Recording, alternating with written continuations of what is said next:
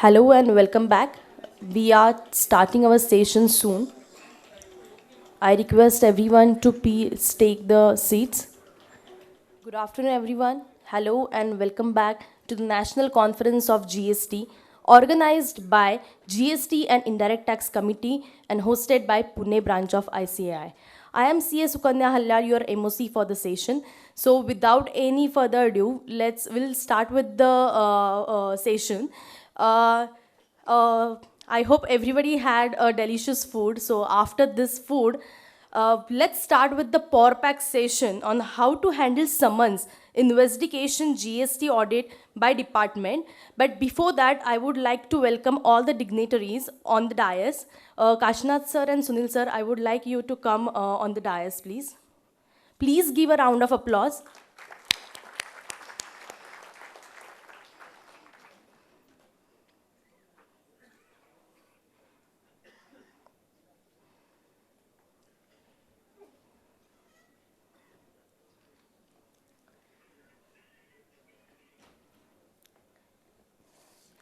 Today we are blessed to have with us CS Sunil Gabhawala sir, who will be delivering a Power Pack session to us. Before moving to the sessions, I would like to introduce him. It is my honor to introduce him. Let me introduce him. Sunil Gabhawala. Sunil Gabhawala is a chartered accountant in practice with third rank at all India level. He is also a cost accountant. He has an excellent academic record with ranks throughout the career. He started his career in indirect tax practice in the domain of sales tax law. As a logical extension, he diversified into service tax practice also. He has been actively involved in the policy formulation of GST and follows the developments in regards to this. His YouTube channel contains various videos on this topic and has achieved more than 60,000 views. He mentors a pan-India community of indirect tax professionals on the front of GST implementation. Throughout his professional career of more than 2 decades, he has led his firm to provide enhanced quality service offering on the core principles of knowledge, integrity, and speed, leaving behind an indelible mark in each client interaction. His firm has been ranked as one of the top 10 GST consultants for the years 2018 and 2019 by the Insight Success magazine. He has delivered lectures on the topic of professional interest at various industries and trade bodies. He has also written articles in various professional and business journals and is regularly quoted in newspaper on indirect tax related issue. He was the president of Bombay Chartered Accountants Society for 2018-19 and is currently the chairman of Indirect Tax Committee of the said society and is also a member of study group constituted by Maharashtra government for implementing GST. A very warm welcome to you, sir. Moving further, I would like to request CA Kashinath Pathare sir, chairman of Pune branch of ICAI, to please felicitate sir.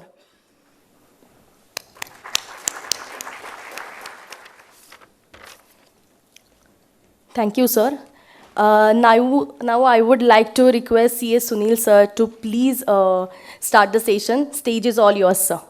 Very good afternoon to all of you. It's a pleasure to be at Pune. Of course, a Sunday afternoon, post-lunch session, it's always going to be a bit difficult. But the topic which has been allotted to me is a very interesting topic. And I'll try to make it as interesting as possible because it includes sort of a tightrope walk. The topic, you must have seen a presentation about department audit, and that was a wrong presentation because the session which has been allotted to me has department audit as one facet to it. And what I'm going to cover is a much broader spectrum of various interactions with the department. And all of us here, quite a lot of you are into practice. How many of us into practice?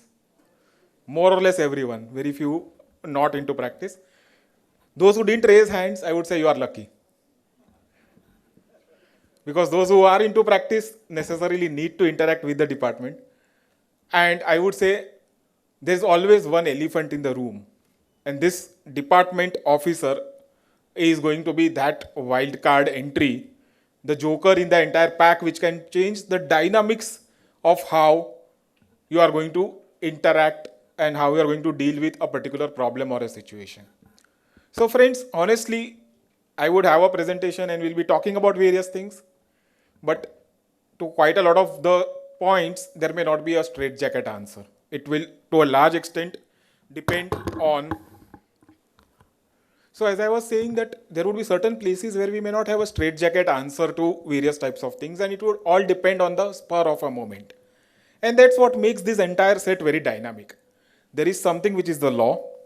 We'll talk about the various sections and what those sections lay down as boundaries of activity and what could be done, what could not be done. During the lunch session, I was discussing with a few of the members, and they were talking about situations where even without any specific reason, a bank attachment has been done. And I'm sure many of those who raised their hands must have seen these types of things happen. And then when you go to the section, you will feel, okay, where is that pending dues? What is the circumstances warranting a bank attachment? So while law, there would be one set of things which would be there in law. In practice, we would see lot of this law getting disrespected at a ground level. And that's where frequently we need to knock the doors of the court.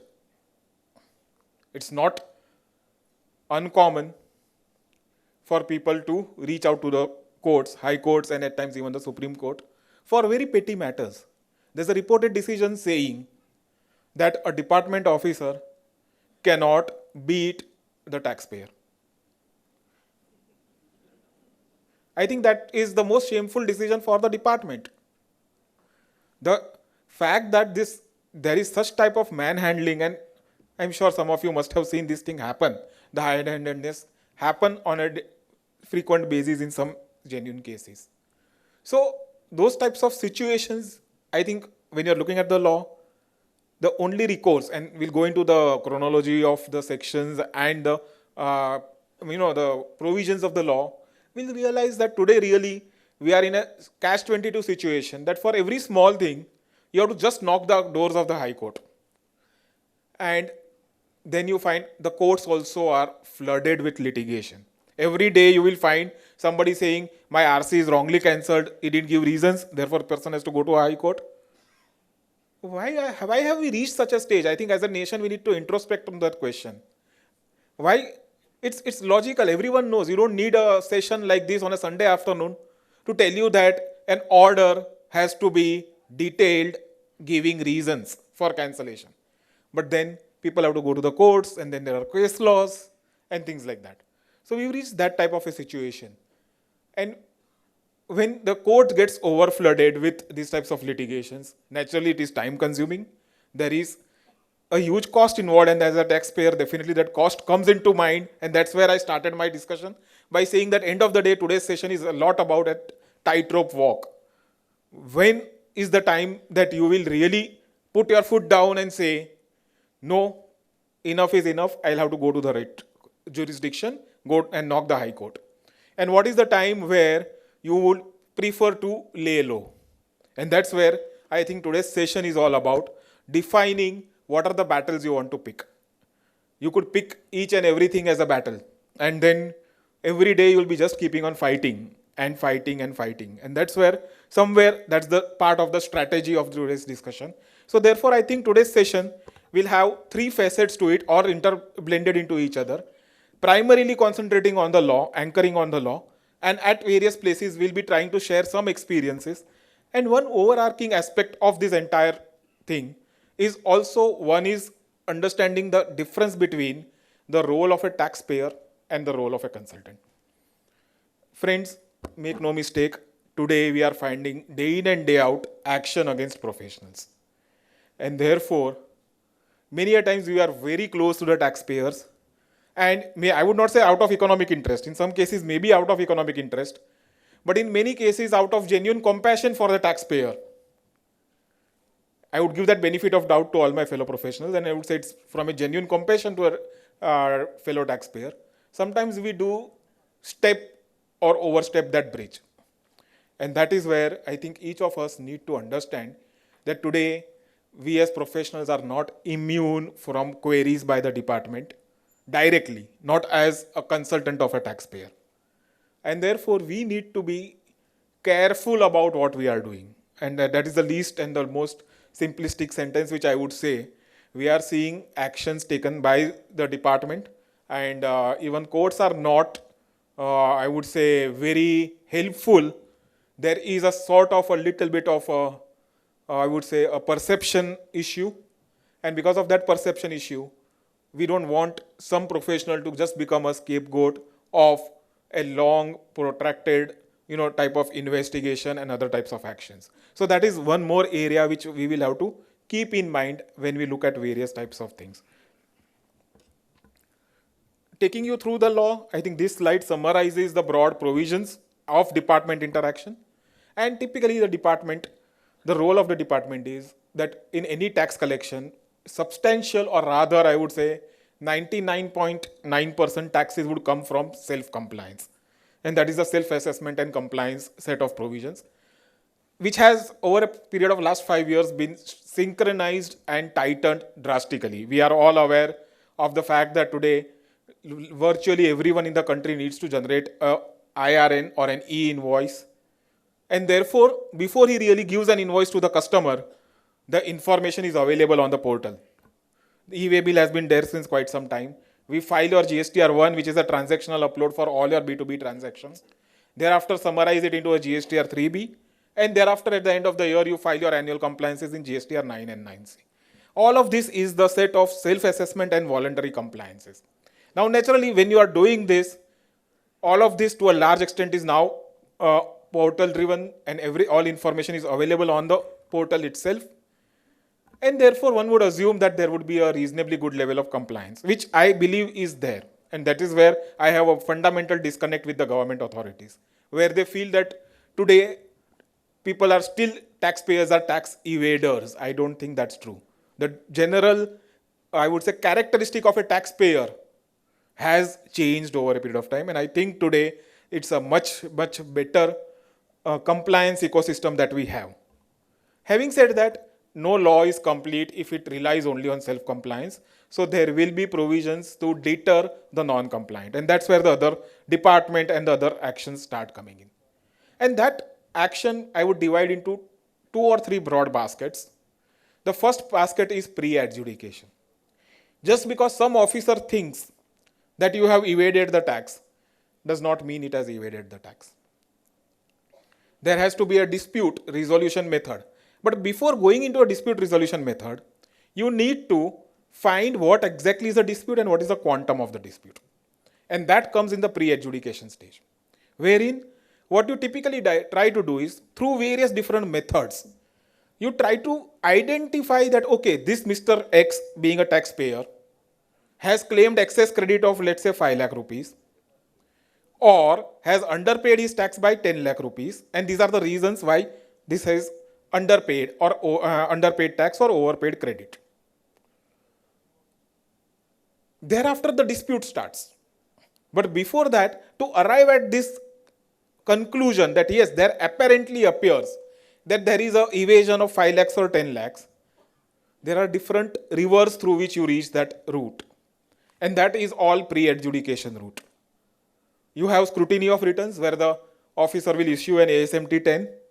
If he finds any discrepancy between your returns, there could be reasons for discrepancy, and therefore he doesn't jump the gun and say that you pay this tax. He says, you please explain your discrepancies.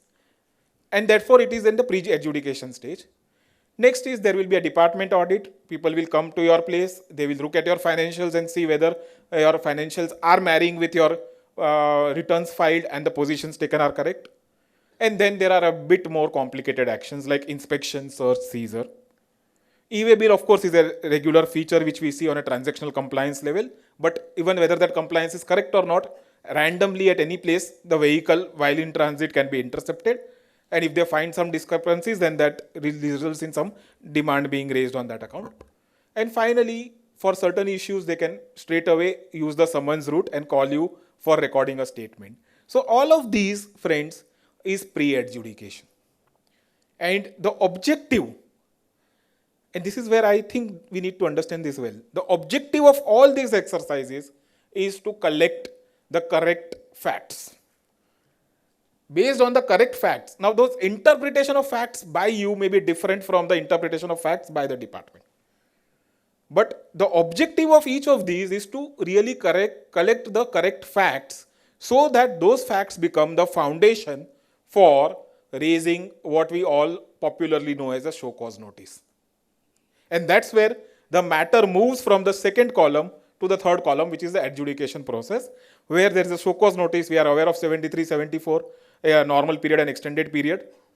There are certain cases where a show cause is not required. Why? Like you have admitted taxes in GST R1 but not declared it in 3B, or you have collected tax but not paid and they come and find it out immediately in that situation. Thereafter, there will be an order, adjudication. There is a process of natural justice to be followed. There has to be a hearing given to you, and thereafter a detailed order has to be passed. And that order then is appealed. We are aware of the first appellate authority. Second appellate authority is the GST appellate tribunal. Unluckily, 5.5 years down the line, we still don't have that tribunal in place, and it is still to be constituted. And in fact, the non-constitution of the appellate tribunal results in a lot of leeway available to the department authorities, because they know that every small thing cannot go all the way to the courts. And therefore, we are seeing a lot of difficulties which come today as consultants we are facing. We are facing because there is a stop. After a first appellate authority, there's really nothing to take it forward unless you want to go to the writ court. And officers also know this very well. So that is where you have a bit of a challenge. But well, as per the law, this is the process which is there. And thereafter, we have recovery proceedings. Technically, recovery proceedings, except in case of provisional attachment, cannot be undertaken unless there is a confirmed demand. And of course, that confirmed demand, if you are appealing, then there is a pre-deposit provision, we are aware of it. And once the pre-deposit is made, the balance is automatically stayed. And yet, we find day in and day out, lot of actions happening in the recovery space. And towards the end over there, we will also touch a little bit about the power to arrest and the issues around that. So this, I think, is the broad spectrum under the legal provisions as far as the GST is concerned. The focus area for today's discussion is the second column. I'm not going to talk about the show cause and thereafter. There's a lot to talk about it, but that's for some separate day, and it's a much more civilized and a structured approach. But when you look at the second process, the pre-adjudication process, we've seen cases where the assessee pleads to the department officers कि भैया show cause देके बात खत्म करो. Can you imagine? Somebody wants a show cause, because at least it brings an end to repeated summons, repeated threats, all those things. And at times, we have to just tell the officer that please issue me a show cause.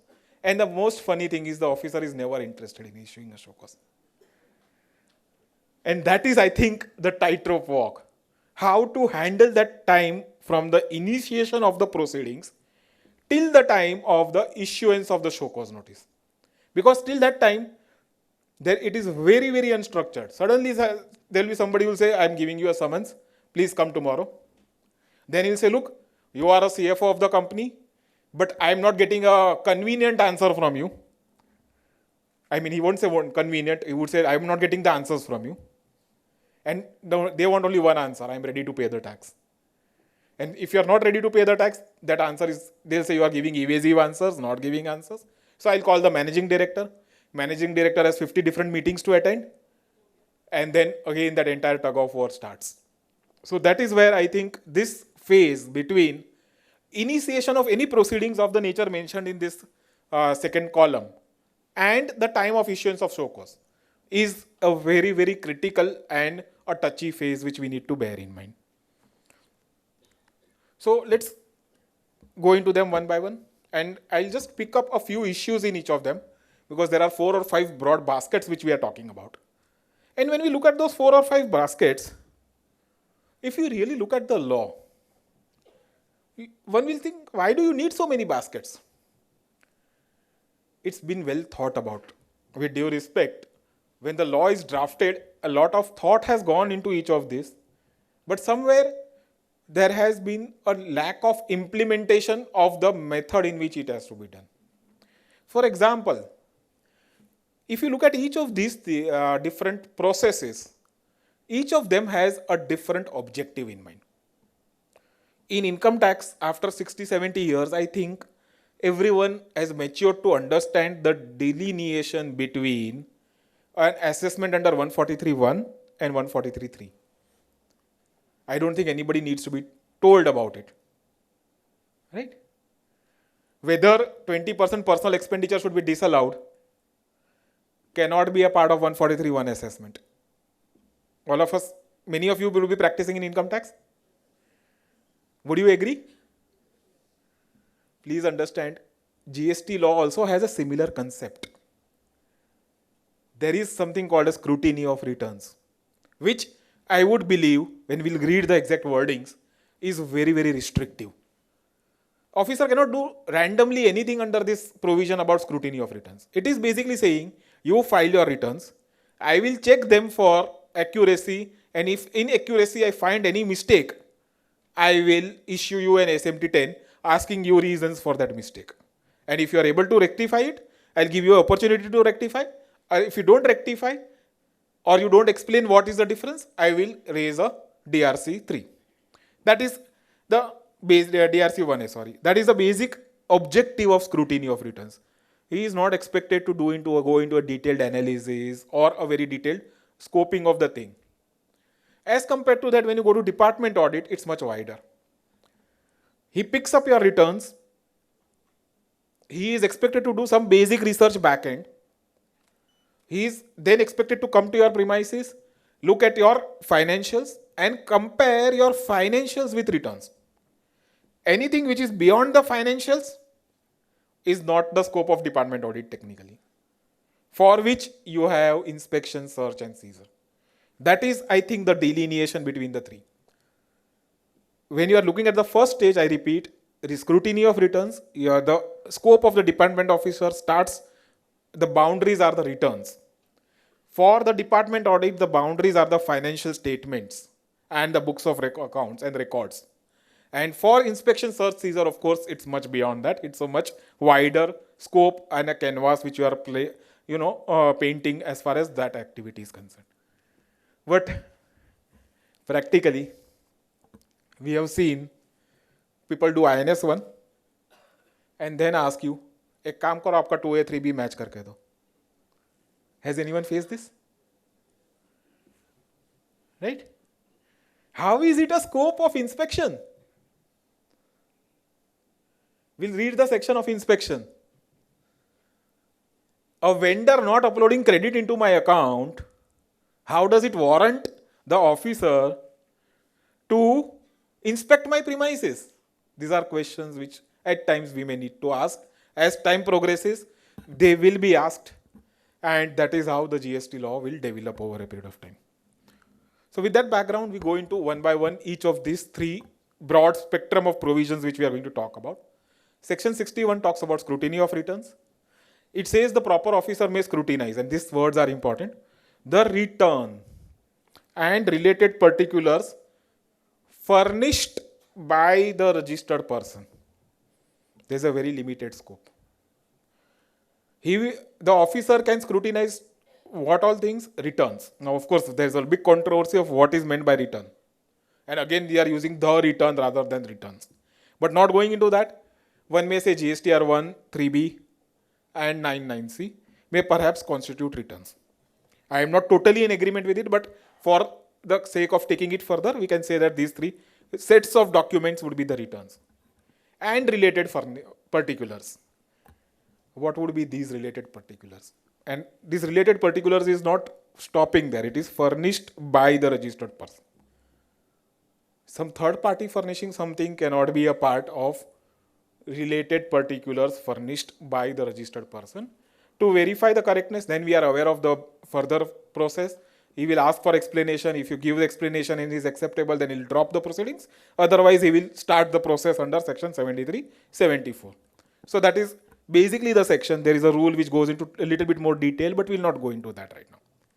Having read this phrase, let's now understand a few things. And all of us have faced ASMT10s day in and day out.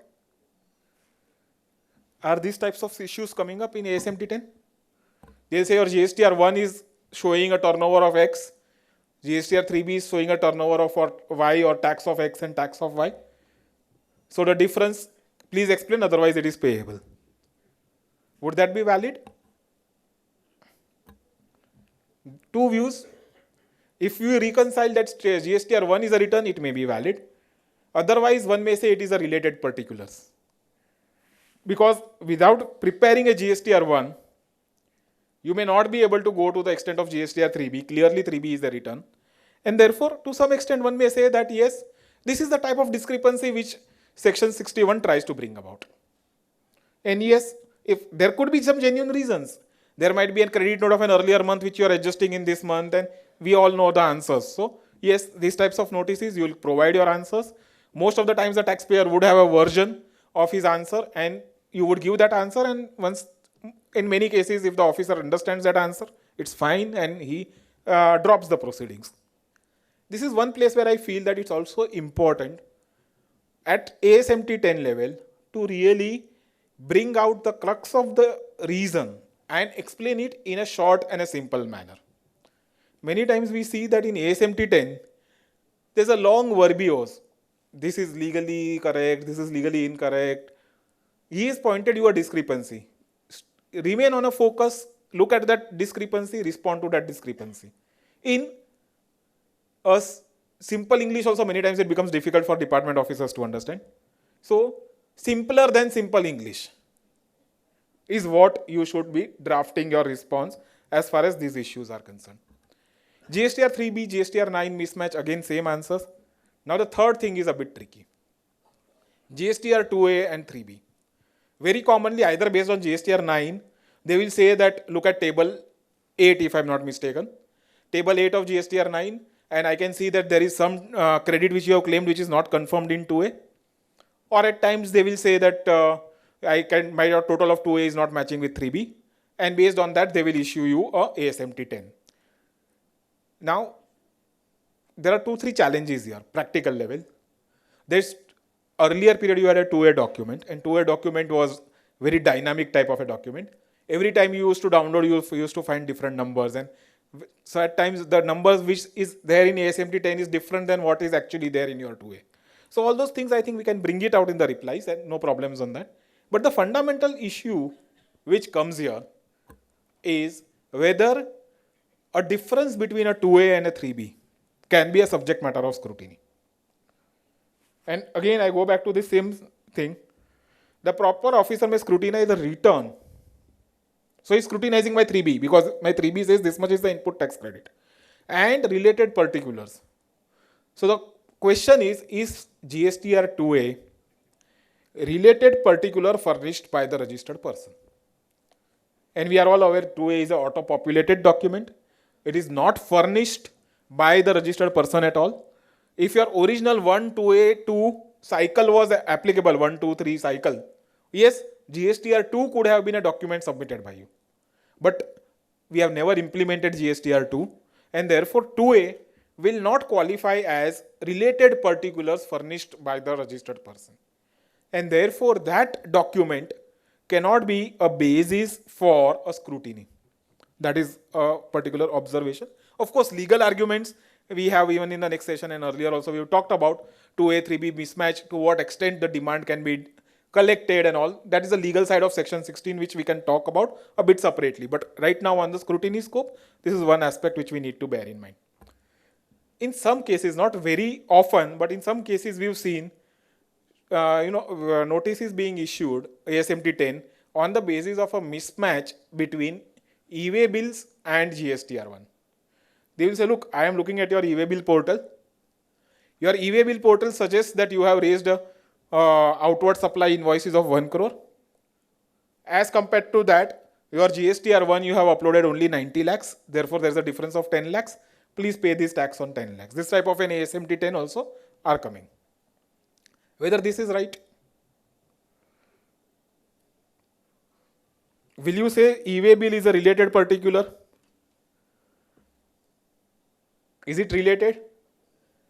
Yes, because end of the day, e-way bill is about a transportation of goods, and the tax embedded in the transportation of that goods would reflect in your GSTR1 and become an outward supply. But please note, an e-way bill can be generated either by the supplier or by the recipient. or by the transporter. So, can you say these are related particulars furnished by the registered person? Is one more question which we need to continue.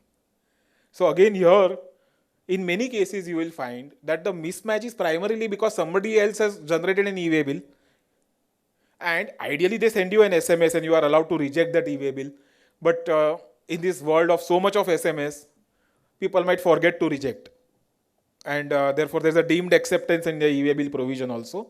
And therefore somebody will say that, okay, look, somebody else generated, but you are not uploaded in GSTR1. The answer would be it has not been furnished by me. And therefore e-way bill and GSTR1 mismatch may not implicate me. But the e-invoice and GSTR1, we've not seen notices on that, but I'm sure a year down the line we would start getting it, because over a period of time e-way bill in the e-invoices in the last 1 or 2 years have, the scope of compliances have reduced drastically in terms of the threshold. In case of e-invoice, you only are generating an e-invoice, and therefore it would clearly be a related particulars. And therefore today also we are seeing situations where when the GSTR1 is to be filed, one attempts to reconcile the e-invoice data which is available on the portal, and then try to see reasons for differences and then try to look at that aspect. As far as input tax credit is concerned, we've seen one very interesting notice, and we've tried to blast it as much as possible because it does not stand on legs. I'm not sure whether it's very commonplace, but the officer tried to compare input tax credit claimed in the GSTR 3B with the inward supplies total in the e-way bill portal. I think the starting exercise itself is faulty, because there will be so many input services, and GSTR 3B does not have a breakup of inputs and input services. So how can you really go and compare an e-way bill inward data with your ITC? So I think this is really a non-starter, but since we saw a couple of notices, we thought we'll just highlight that as an aspect. We are seeing notices on Rule 42 reversals. In GSTR 9, you have shown something as exempted supply, but you have not put anything in Rule 42. So straight away they issue a notice saying that, look, it appears that Rule 42 is not reversed despite there being an exempted supply, and therefore please explain the methodology of reversal and things like that. Now this might appear as an apparent discrepancy from the return, but we are aware that Rule 42 applicability has certain exclusions from exempted supplies, and most commonplace is interest. And in many of the examples you will find that the interest income has been reported as an exempted supply in GSTR 3B and GSTR 9, but naturally that does not require a reversal of input tax credit. So then those types of responses can be given on these types of issues. So these are some standard issues which can become a part of SMT 10. Some of them cannot, which I explained. And then there are many other things which at times, once they issue an SMT 10, then they call you. Many of you must have faced this. Technically there is no reason for a hearing because these are apparent arithmetical errors.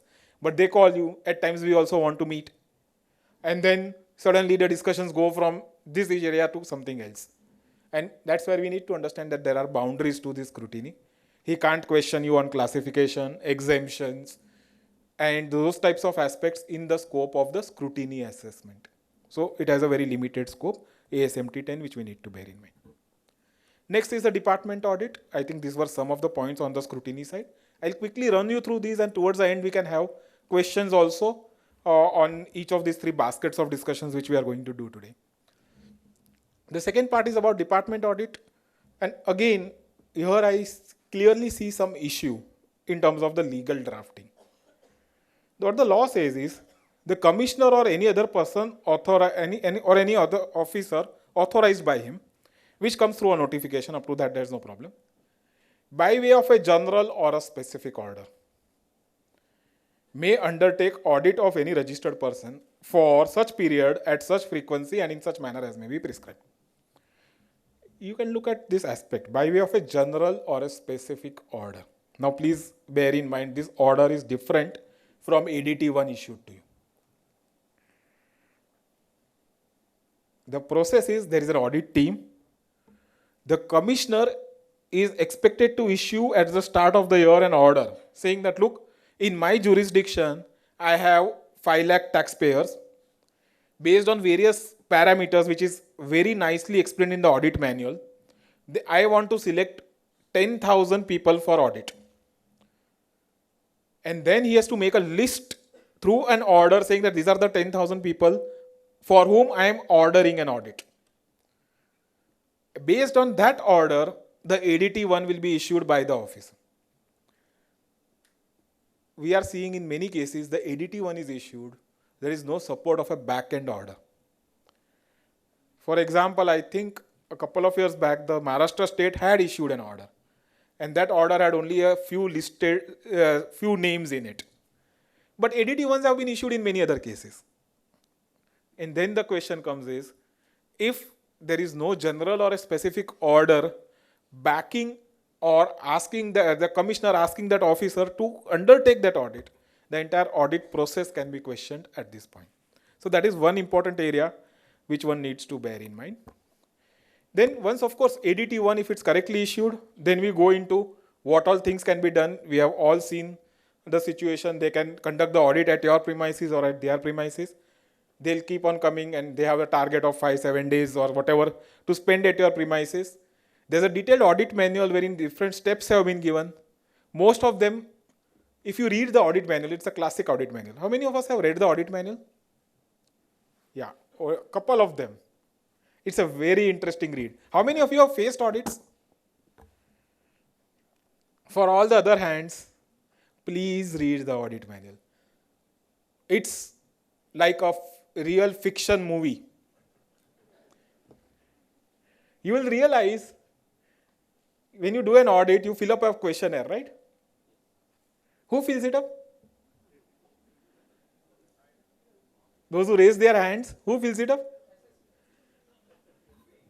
We fill it up. Read the audit manual. Who has to fill it up? So its entire thing is fiction. So whatever in audit we are doing the work of the officer. Keep this background in mind because the audit manual clearly says that all these things have to be done by them. But anyways, we don't want, as I said, started my session, we'll be picking our battles. So these are not battles which we will pick. We would want to give him the information which he wants, but knowing very well that, okay, this is not to be made by me. This is to be made by him. In fact, on 2A, 3B, there's a detailed paragraph there. Has anyone read that? A couple of you guys raised their hands on the audit manual reading. Is that paragraph read? Read that paragraph. It's a very interesting paragraph in the audit manual. It says the 2A, 3B matching will be done by the officer based on your purchase register. And the 2A downloaded from the portal. And after that, it says that if there are mismatches, they will check with the officers of the errant suppliers. The audit manual says this, I am not saying this. And these are the points which we need to bring in our 2A, 3B notices. The audit manual says that it's the officer who is expected to check with the errant supplier whether he has paid the tax and his officer and check his antecedents and thereafter start the recovery action. And in a way, it therefore supports the D.Y. Bethel judgment which we were talking about a few minutes back. So all these things are aspects which we need to bear in mind and of course, wherever possible, we'll try to use them. And then of course, we are told that there's a timeline of 3 months for completion of audit from the date of commencement of audit. Very good. 3 months, everyone is happy. But they've defined commencement of audit. And they've said commencement of audit is submission of each and every piece of information asked for by the officers. And therefore, it becomes honestly very open-ended. There will always be some information which they will attribute to you, saying that this is not submitted by you, and therefore they'll keep on seeking extensions on that ground. But otherwise, the law says about 3 months of timeline. Again, audit is not a process of recovery of taxes. They will try to identify paragraphs for you. If you are convinced, you can close those paragraphs. If you are not convinced, then they will have to issue you a show cause notice. Keep this in mind. Scrutiny, department audit, and the search seizure, which we are going to talk about in the next slide. All of these are not recovery provisions.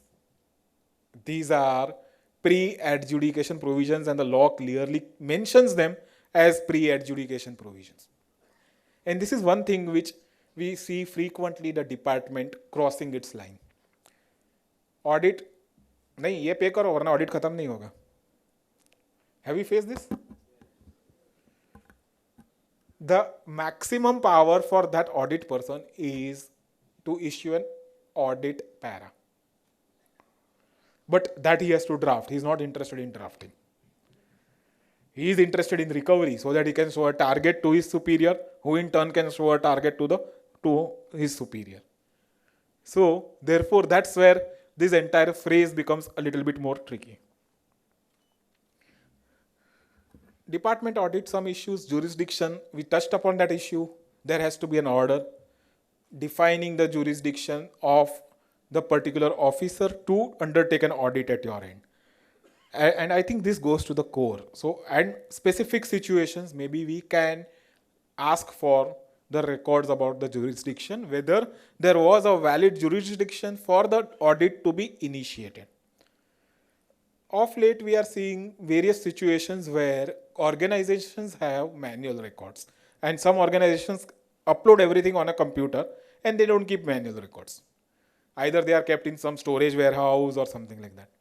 Officers at times are okay with email records, sometimes they want physical copies. So this is one area again where many a times we see a bit of a challenge, especially if you are a multi-locational company having branches across the country. Now you have 30 registrations. And the law says that your books of accounts should be kept at the registered place of business. You have registered place of business not only in Maharashtra, you have it in Gujarat also. Records are all in an ERP. You can't keep the same records everywhere. So a general advice to the taxpayer would be that you keep all these records easily accessible on a central server, and there should be somebody who is able to explain those records to the local locations. So long as that is available, one can take, there are a couple of provisions under the GST law wherein electronic evidence has been accepted. A computer record of a original record has been accepted. So one can go through those provisions and rely upon those provisions to say that, look, I have maintained the record. Despite that, if you want a physical copy, I can either give you a printout. If you want the original copy to be seen, maybe it's kept in some warehouse, I'll have to get it in a few days. And we've seen that more or less, except in extreme circumstances, audit teams are also okay with that type of submission of information. So we talked about the auditor versus auditee preparation of data and timelines also. A major challenge which we see is from an audit, department audits perspective also, the timelines get extended because one team starts the audit. Before it concludes it, and maybe at times it's an issue sponsored by the taxpayers also, they also don't give full data. And therefore it just keeps on dragging. And when the new team comes, the audit teams get transferred, new teams come, again there is a duplication of efforts and all those things. So I think that is something which we are handling on a day-to-day basis, so we are aware of the challenges on that front. That takes me to the main part of today's discussion, which is relating to something which is much more aggressive. Inspection and thereafter search and seizure. Both of them are distinct provisions, and although they are kept in a single section and through a single enabling document, but both of them are different provisions and procedures. We'll go through them in a little bit more detail. So section 67(1) says where the proper officer not below the rank of a joint commissioner. So there is a senior person who is expected. As per the department, a joint commissioner is a fairly senior person. So not below the rank of a joint commissioner has reasons to believe. Now this is important. He should have reasons to believe certain things. And what are those things? Two situations they are talking about. First, a taxable person has suppressed any transaction relating to supply of goods or services or both. I'll pause here for a moment. Suppressed any transaction. Please go to section 73, which is about a show cause notice. The words used there are very different. The section 73 uses the word where tax has been not paid or underpaid. Here, the emphasis is not on the tax. The emphasis is on a transaction. And there's a lot of difference between these two. Let us say I am selling a particular product which according to me is unpackaged and therefore not liable for GST. 26 kg package, not covered by the Legal Metrology Act. We are aware of that latest controversy. Officer comes and says, no, I think it is 24 kg. You are saying it's 26 kg. Is this a suppression of a transaction? Or is it an interpretation of a fact? That is the key part. This would not somewhere suggest, because this is not a suppression of any transactions relating to supply. It's an interpretation of a fact. Suppression would be a scenario where a restaurant, provides services, does not issue bills. The cash transactions which we were talking about. That is what is sought to be covered here. Or, so it says suppressed any transaction relating to supply of goods or services or stock of goods in hands. So if I have a stock but I don't declare it, that gets covered here. Or has claimed input tax credit in excess of the entitlement under this act. Or has indulged in contravention of any of the provisions with an intent to evade tax. Now, naturally, while the last word appears very wide, contravention of any of the provisions with an intent to evade brings it down, and you will have to look at the S judem generis principle and say that effectively you will cover here situations where there is clearly what you can say, somebody selling a property, taking 50 lakhs in check and 50 lakhs in cash. Those are the types of things which is sought to be thought about or covered by these types of provisions, not things wherein there is an interpretation issue, and definitely not 2A, 3B. Because those are not things where one would talk about suppression. There are other provisions to take care of it. When you look at inspection and search and seizure and time-tested income tax decisions, we are aware that all of these provisions are what you will say invasion into your privacy, and therefore have to be interpreted very strictly and used only in rarest of rare situations. So that is one area which one will have to keep in mind. It also covers only a taxable person. Subclause B covers a warehouse keeper and a transporter. And in those three situations, if he is a warehouse keeper having counterfeit goods, storing counterfeit goods, or a transporter transporting counterfeit goods, then he also can be inspected. So these are the three situations or persons who can be looked upon in terms of inspection. So we are told where he has reasons to believe, he may authorize in writing any other officer of central tax to inspect any places of business of the taxable person. And we have an interesting High Court decision on this aspect of inspection of a place of business. Inspect any place of business of the taxable person or persons engaged in these activities. So this is basically the provisions. Lot of controversies and reported decisions are there in this front, and we'll take a few of them to understand the nuances of it. The first one is the word proper officer, and based on Cannon's decision, we are all excited to say that the word the proper officer would mean that there is a specificity of a proper officer, and therefore a particular person, there cannot be a multiplicity of investigations. There is somebody from anti-evasion who is coming, then the state business audit team comes or enforcement teams come. So whether this multiplicity of proceedings can be permitted or not is a question which is bothering most of the taxpayers. And to some extent we are encouraged by section 6(2)(b), which says where a proper officer under the SGST Act has initiated any proceedings on a subject matter, no proceedings shall be initiated by the proper officer under the CGST Act on the same matter.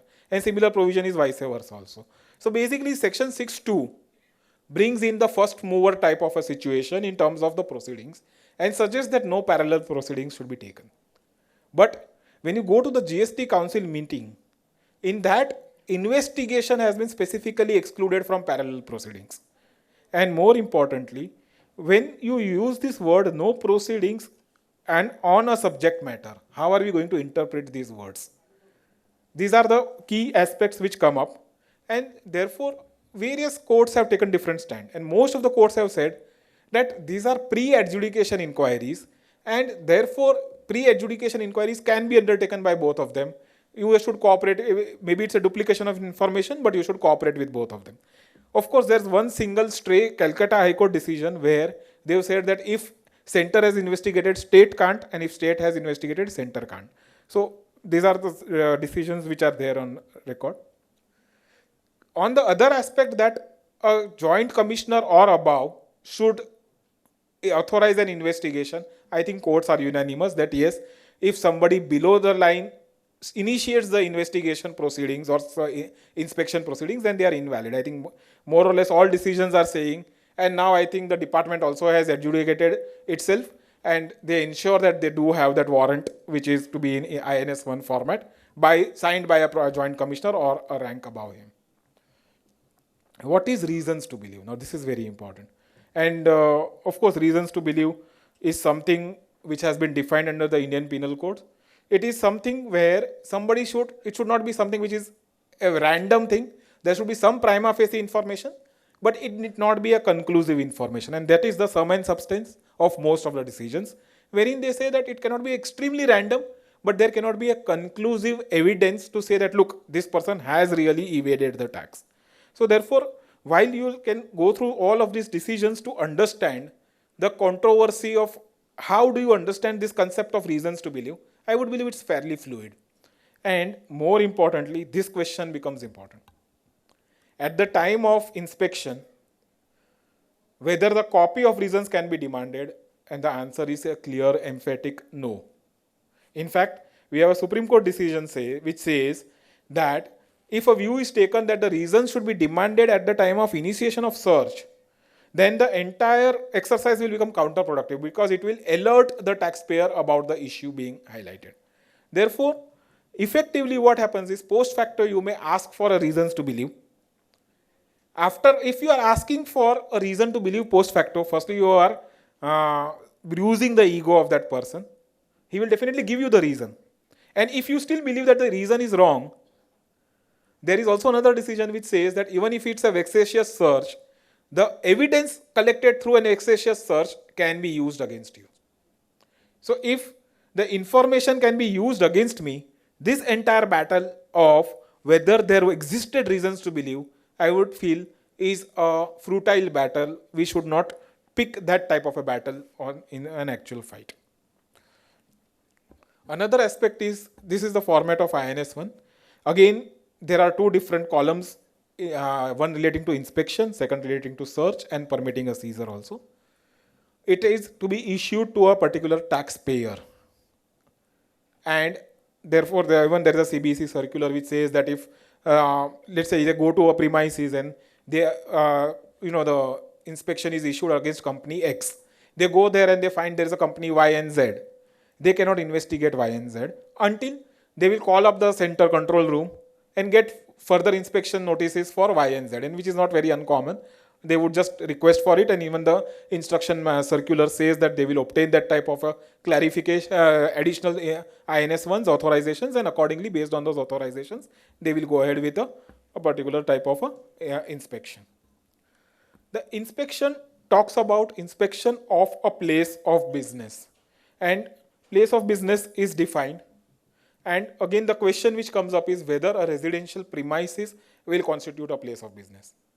Because if you look at the definition, it says a place from where the business is ordinarily carried on and includes a warehouse, godown, or any other place where a taxable person stores his goods, supplies or receives goods or services or both. Typically, a place of residence will not fit within this first bullet point.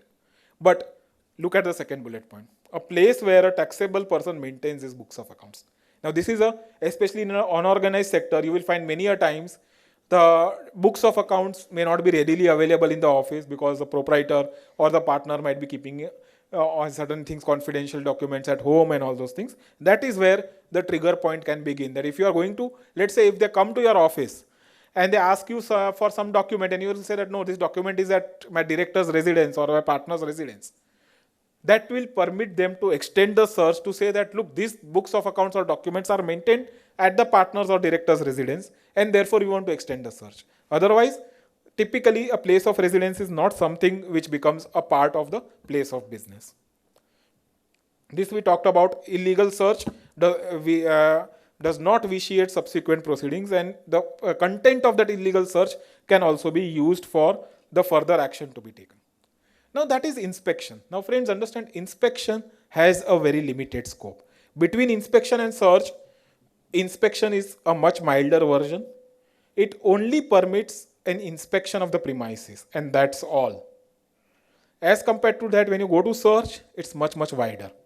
What it says is where the proper officer, again not below the rank of joint commissioner, either pursuant to an inspection, so it can the person starts an inspection, then he feels that this is not enough, I want to continue into a search, he will get a fresh authorization for search and convert that inspection into a search.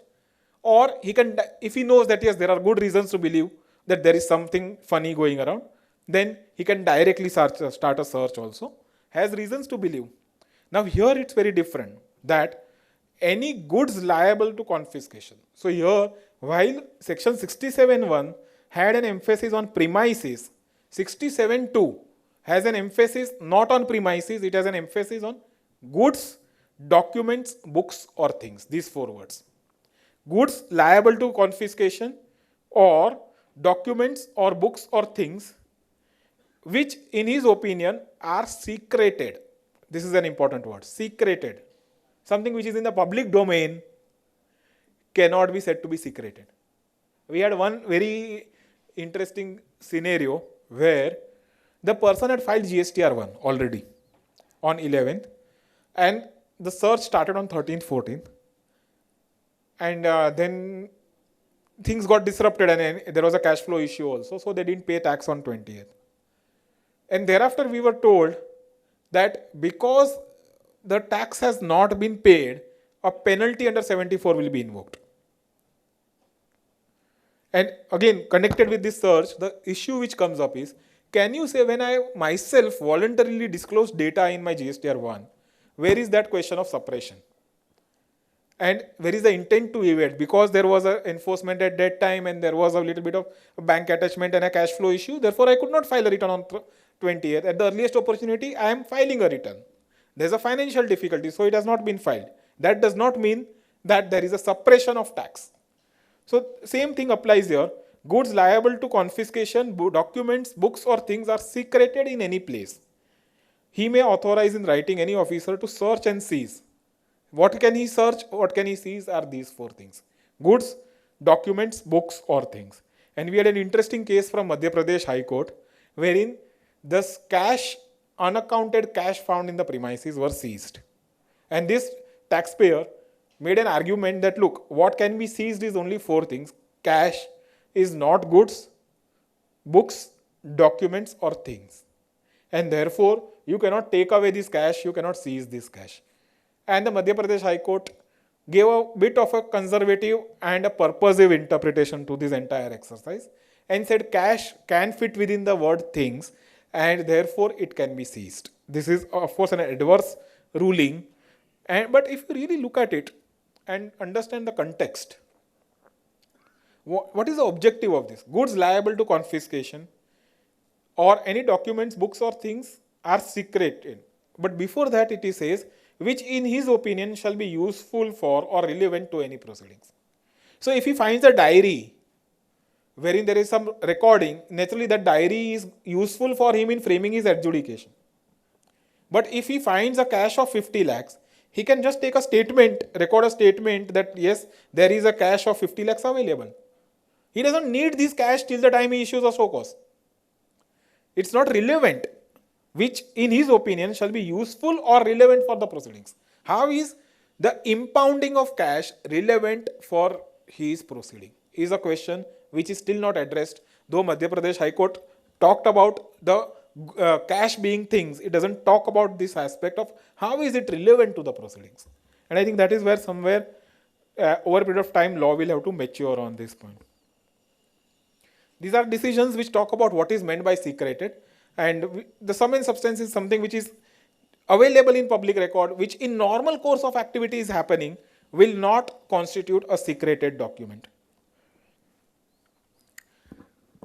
Then comes the question of seizure. Once the goods are searched, they can be seized. Also, goods, documents can be seized. But for seizure, there has to be a search. If the INS is only for inspection, then seizure cannot happen. And that has been held by one of the decisions, and which is correct also in that way. We had a very interesting situation wherein there was an enforcement activity being conducted against one person at one premises.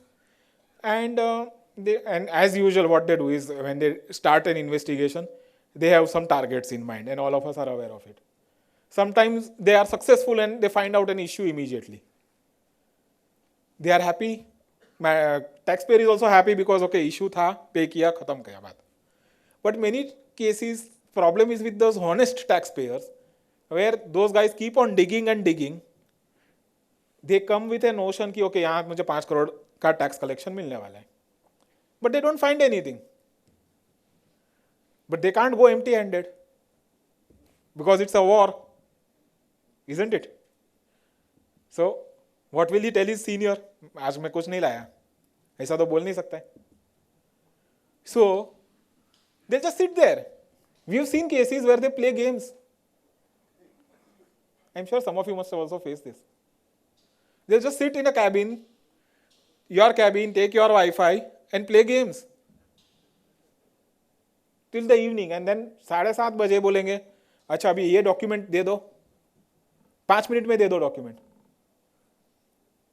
अच्छा नहीं दे सकते हो, मैं seize करता हूं, कल आऊंगा वापस.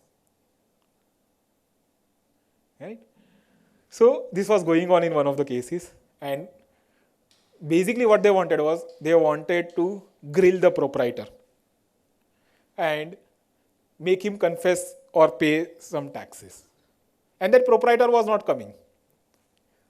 So this guy said, till the time he doesn't come, we will not go. And the matter went to the court whether the physical appearance of a person can be mandated under section 67. That was the matter in Gujarat High Court in Paresh Nathalal's case. And very interestingly, they have tried to analyze this. They say, look, what can you search? This is inspection, search. What can be searched? Goods, documents, books, or things. You can't search a person. And more importantly, you can't seize a person. Search and seizure applies to goods, documents, books, or things. Yes, there is a provision wherein you can enforce his attendance, but for that you have to apply section 70 and issue a summons. Now, of course, department has got educated. They will issue a summons. Please appear before me at this time. And if they issue a summons, you have to appear. But without a summons, they cannot enforce an appearance. That is what this Gujarat High Court decision tries to bring about. This I think we can skip. There are board instructions, all sweet language. Many of us must have read it, instruction 1 of 2021, wherein they have said that this is a protocol which will be followed and all those things. We can read it. I don't think I'll take too much time. Only one sentence which I will say is, most of it is followed by way of breach rather than by way of actual existence. Okay. And again we keep on doing this type of things. There was an instruction, then there is a circular. The fact that instruction के ऊपर instruction देना पड़ रहा है, and despite so many instructions, high courts have to intervene, shows the total lack of acceptance of these instructions at a ground level. That's all that we can say. Summons, again, same thing, repeated summons issued. Earlier also there was an instruction, recent instruction issued in 2022, wherein they've said that use it sparingly, give reasons why you are issuing a summons, indicate the name of the offender so that they'll come with relevant data. Senior management officials like CEO, CFO, etc. should not be issued summons in the first instance. They should be issued a summons only when there are indications that investigation in the matter will result in the loss of revenue. All of these things we are told, but nothing happens. Last sentence is also important. Normally, summons should not be issued repeatedly. As far as practicable, the statement of the accused or witness should be recorded in the minimum number of appearances. We have seen cases till 2 years, 12 summons or 13 summons have been issued. A statement is still not started. Now, naturally, at an appropriate time, all of this adds to my ammunition in a way, because it clearly shows the lack of respect for a defined process of the law. This is one more important area which I think we will spend a few minutes on. In each of these three types of processes, there is always a pressure to make a payment. And as I said, they will not go until you make a payment. There is a circular issued again to say that there is no need to make a payment because these are not recovery proceedings. It clearly says that. At the same time, it says, however, there is no problem if somebody wants to make a payment. And courts have come down very heavily on many other things on this aspect, that everyone understands that whatever payments, they make it through DRC3.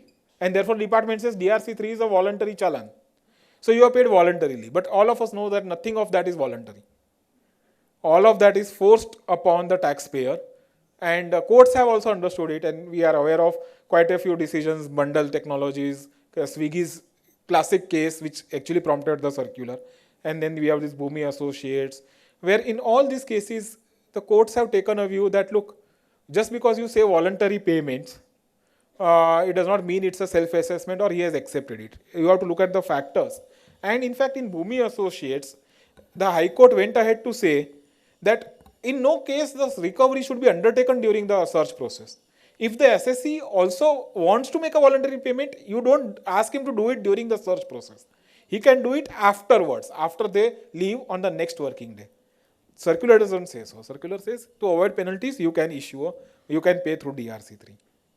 And practically, again, this end of the day goes into a stage where many a times there's a threat of disruption of business, there's a threat of extending the investigation, and at the spur of the moment, many a times taxpayers unwillingly agree to pay something under protest. And that's where, I mean, of course, till that time, the taxpayer has lost half the battle. And when he says, I want to make a payment under protest, starts the next round of arguments with the department. They say, GST, there is no concept like under protest. So you can't make a payment under protest.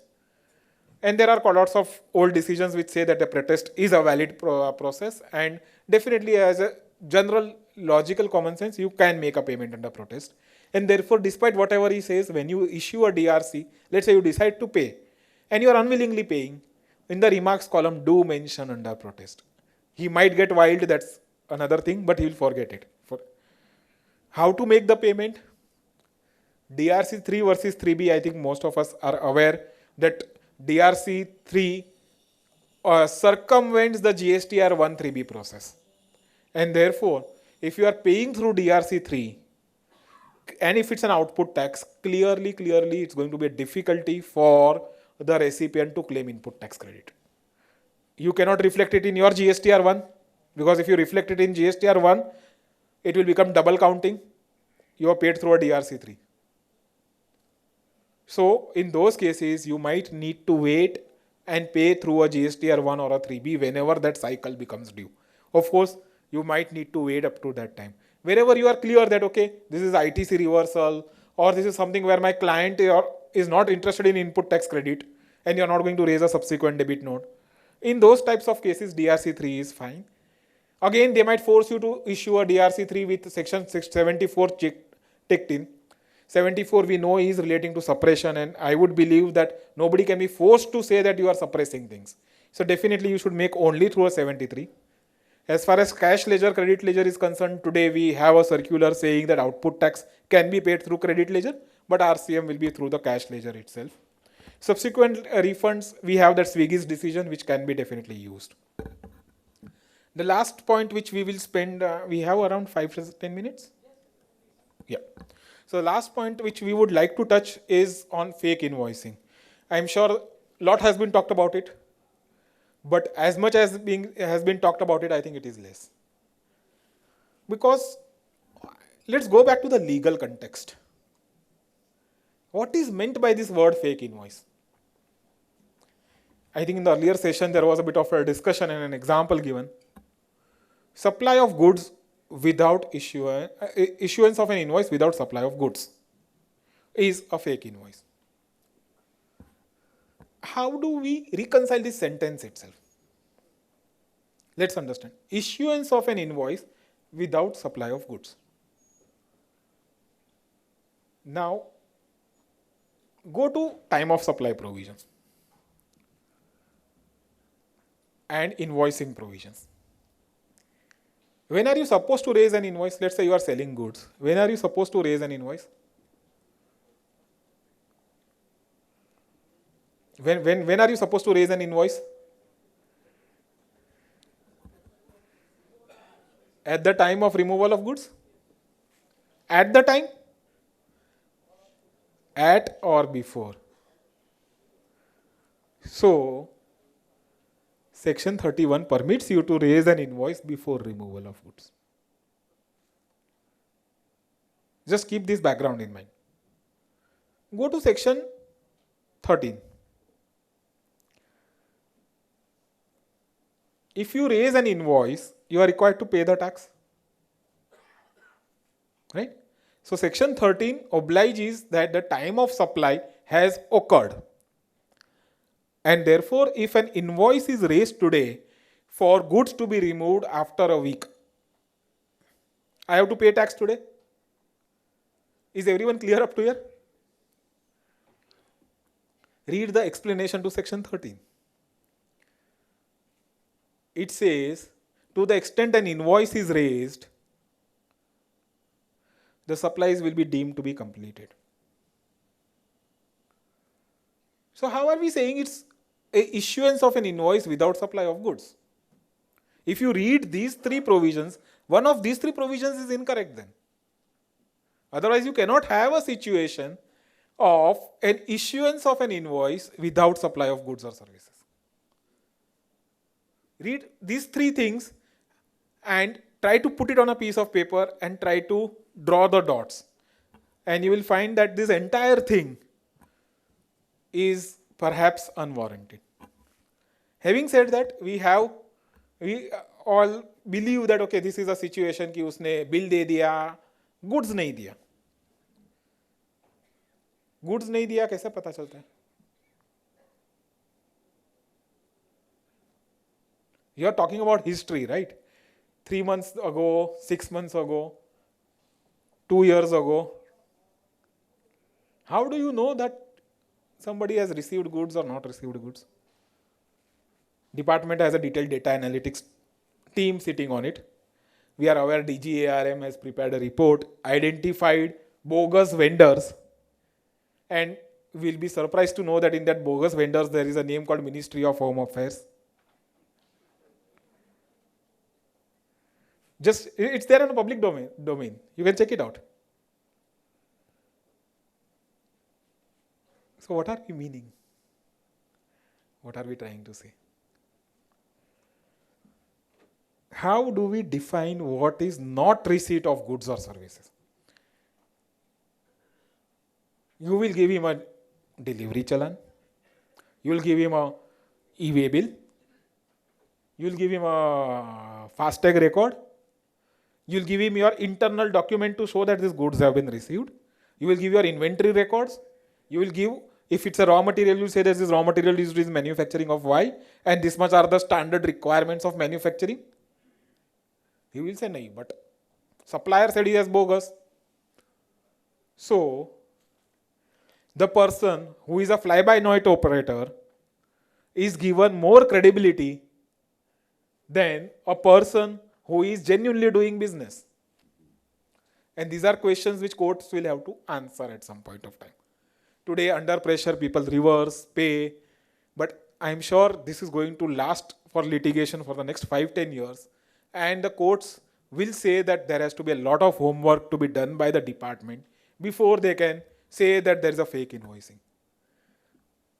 We find newspaper reports. Last, you must have read insurance companies. Many of you read? Some respected names have been given. Are we aware of the issue there? Media ने तो बोल दिया fake invoicing. Are you aware of the issue? Yeah, insurance, basically there is a provision under the IRDA Act that a particular commission, up to a particular level, a commission can be given to the brokers. And we are all aware that there are, the policy holder always wants the first premium back. Established market practice. How does it come? Because the agent can't get more than 35% commission. How will he give 100% back?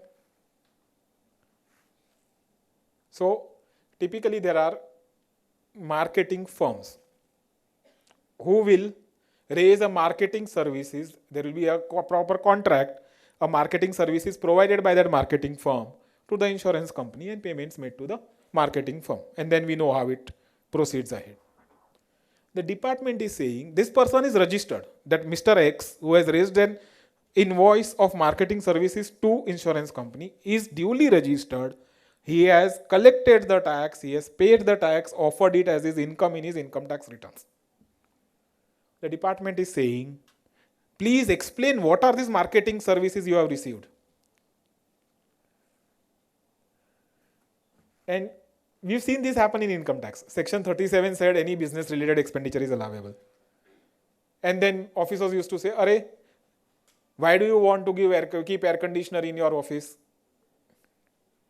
They used to question businesses. Same way here, there is a question of business, justification of each and every expenditure. From where are we reading this? That person is saying, I have given a service. This person has said, I have received a service. And that's the end of it. How do you in a service identify what is a receipt of a service or a non-receipt of a service? So these are the issues which will come up as time progresses, but there are different colors in this. Very loosely people say everything is fake invoicing. And this is where we need to be very sensitized. Exactly what is the scenario of fake invoice? Is it really a scenario of fake invoice? Or is it something which is of these types? Again, when you look at circular trading, the situation is very different. There will be some goods, X sold to Y, Y sold to Z, Z sold maybe back to A or maybe to E. And because they want turnover in their books. There are goods. Where is the problem? And this is, I think, something which, as time progresses, will come up. Sanity will come out on this point at some point of time. Till then, there's this classic circular, which was talked about in the earlier pre-lunch session also. Honestly, it's nothing but an eyewash. What it tries to say is, it tries to differentiate between the end beneficiary of a fake invoicing and somebody who is merely a intermediary in that. And it typically tries to say that the intermediary is less impacted by this as compared to the end beneficiary. Objective is noble, but how are you going to implement this? It says that if the supplier issues fake invoice without underlying supply of goods or services, no show cause because he has not given any goods. But if no show cause can be done, penalty can be imposed. What penalty can be imposed? That general penalty which we talked about in the morning. But as a supplier, can you say so openly that I have issued an invoice and not goods? And if that be the case, you are really penalizing Y for a default of X. And this is something which is going to be really a very complex issue at a long time. I think rest will just avoid going into too much of detail on that. I think at all of these stages, one will have to be very careful about when do you start a high court battle. Because as I said, every small thing cannot be taken to the high court. But if it's a subject matter of a jurisdiction, if it's a subject matter of any physical or emotional assault, I would not only say physical definitely yes, but even if it's a large scale emotional assault, I think those are situations which clearly should be a subject matter of a high court battle. And in the meantime, there should be adequate documentation. Depending on the documentation, the high courts will be much more willing to intervene. You have to really show that something which is really unjust has happened, much beyond just some section not being followed or some document not being followed. Something grave injustice is being done to you. If we are able to demonstrate that, naturally the high court is much more willing to interfere into the matter. I think that is all from my side. Thank you very much. If there are questions, we can take them up depending on time. Thank you.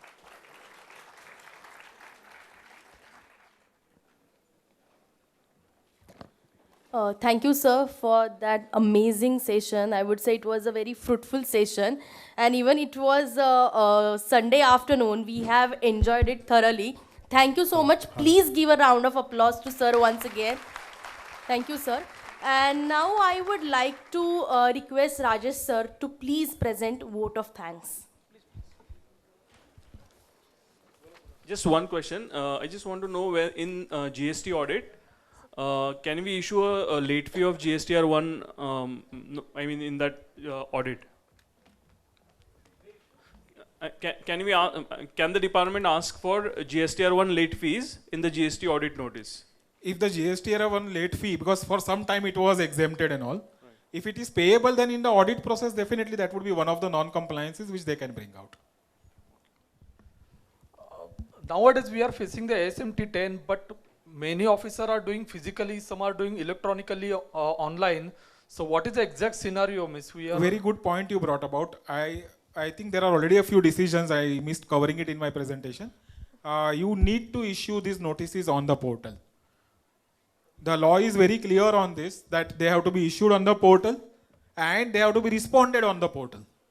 So if they are issued physically, you can challenge that, and it should be one of the grounds in our reply. Maybe not a very detailed ground, but it should be mentioned, because there is also one provision in the GST Act that if any technicality is not brought about at the first stage itself, then it cannot be brought about at a later stage.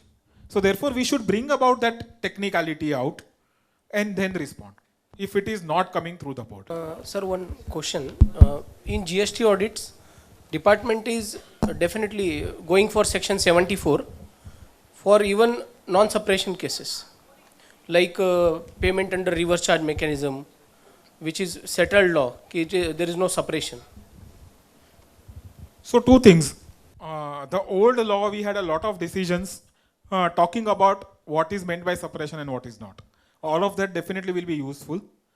There is one more explanation to section 74, which defines this phrase suppression. If you read it, it actually further restricts the scope of suppression.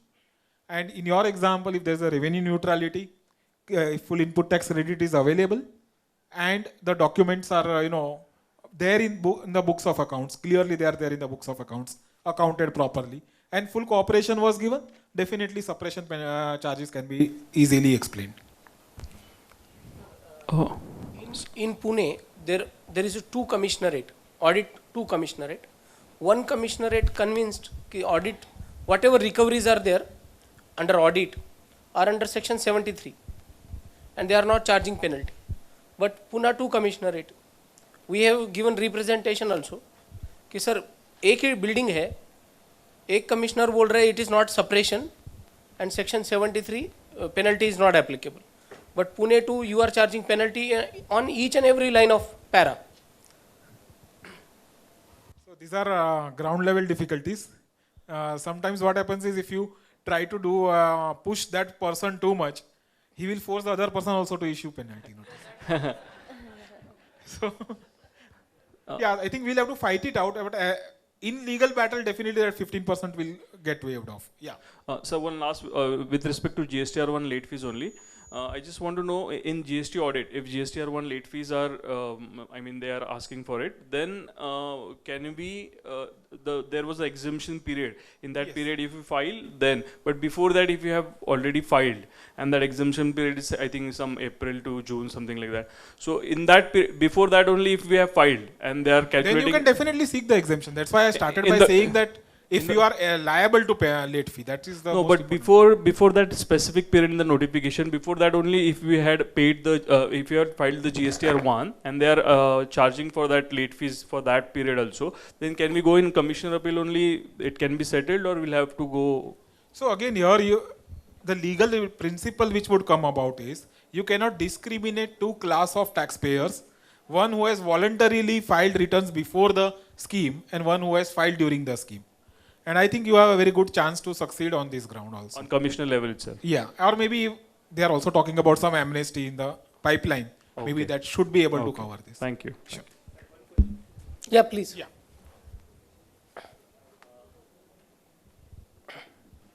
Sir, this is with respect to common portal. As you said, the notices and order has to be issued on a common portal.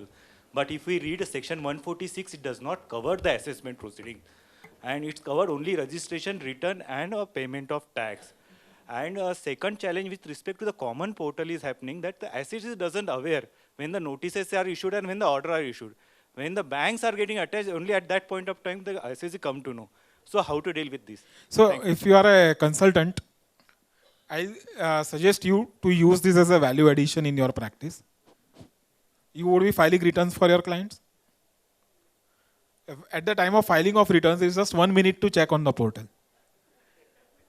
In our office, our compliance teams are instructed to diligently check it on the portal notices section every time a 3B is filed, so that we can identify those issues. To cover these issues, and of course, I'm not downplaying the problem which you are bringing about. It's a very commonplace problem.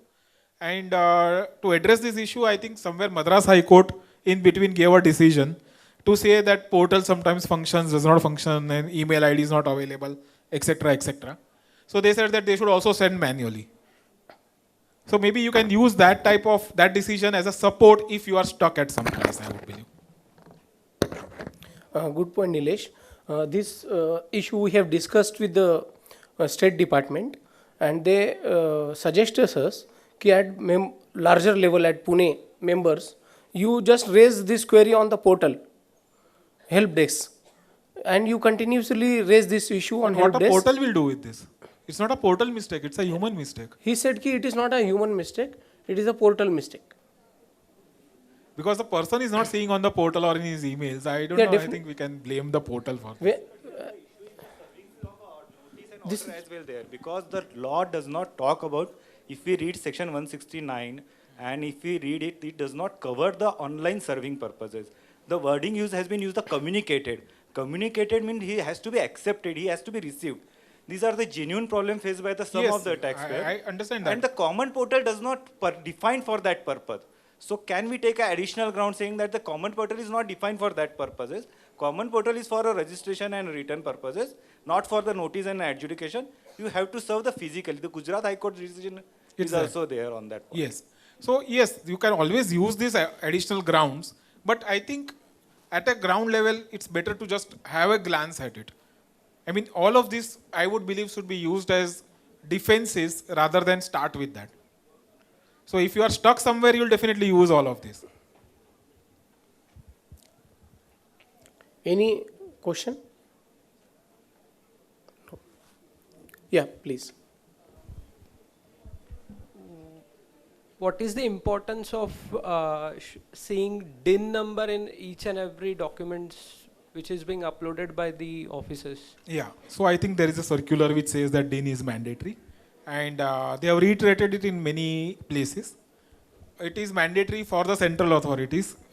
State authorities, there is a recent Supreme Court decision which has impressed upon the state authorities also to start the DIN process. I don't think any of the state authorities have actually started it as of now. So center, my belief is today more or less all documents do contain a DIN.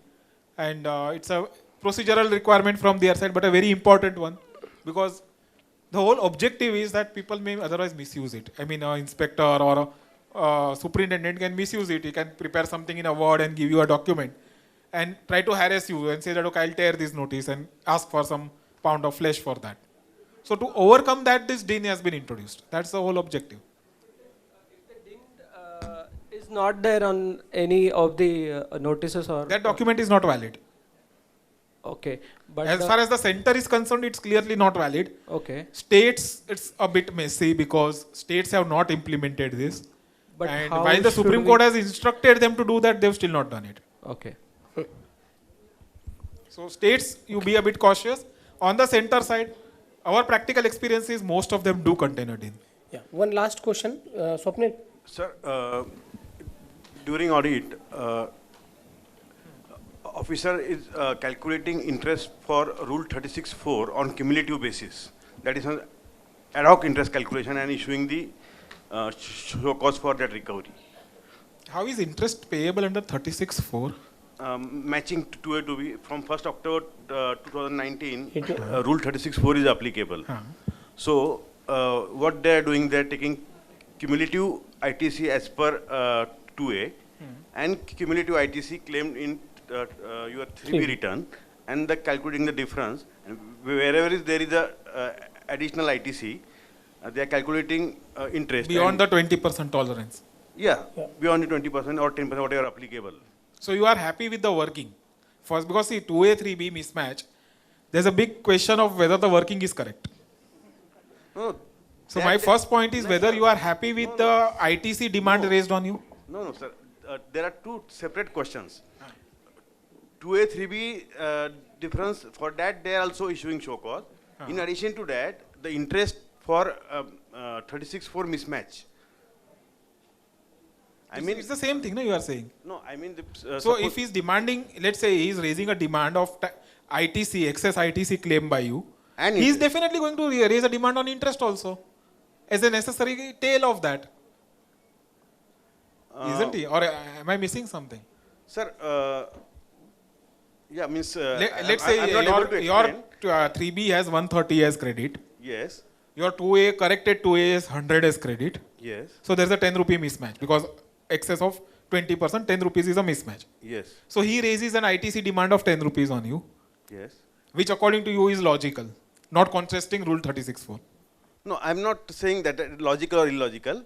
The way for interest But calculation. if he is going to interest issue you a calculation- show cause for 10, he is going to issue a show cause for interest on that 10 also. So the logic for interest calculation, like cumulative total of 2A and cumulative total of 3B, and then the difference and then interest It calculation. is a better calculation actually.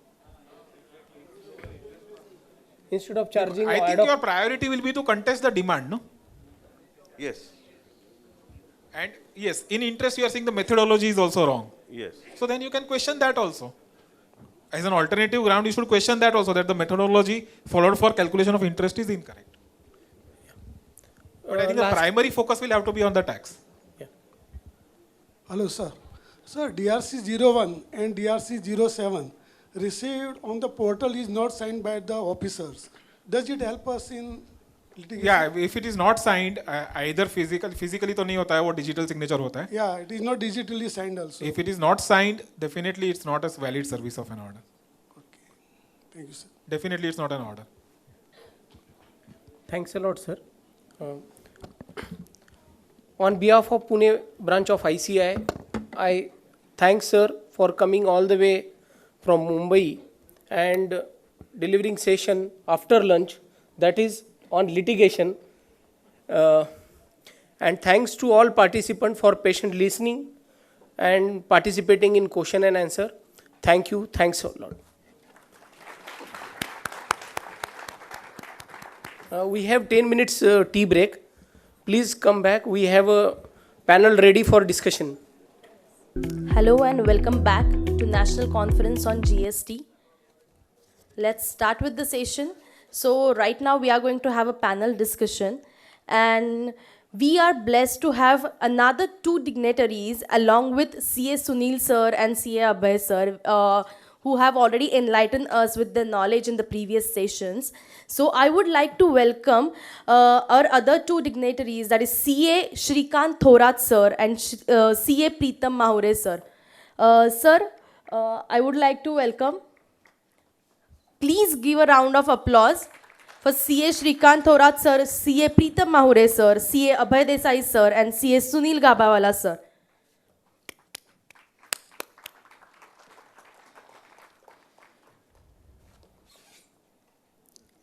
Now I would like to request CA Pritesh Munot and CA Amruta Kulkarni to please felicitate CA Shrikant Thorat sir and CA Preetam Mahure sir.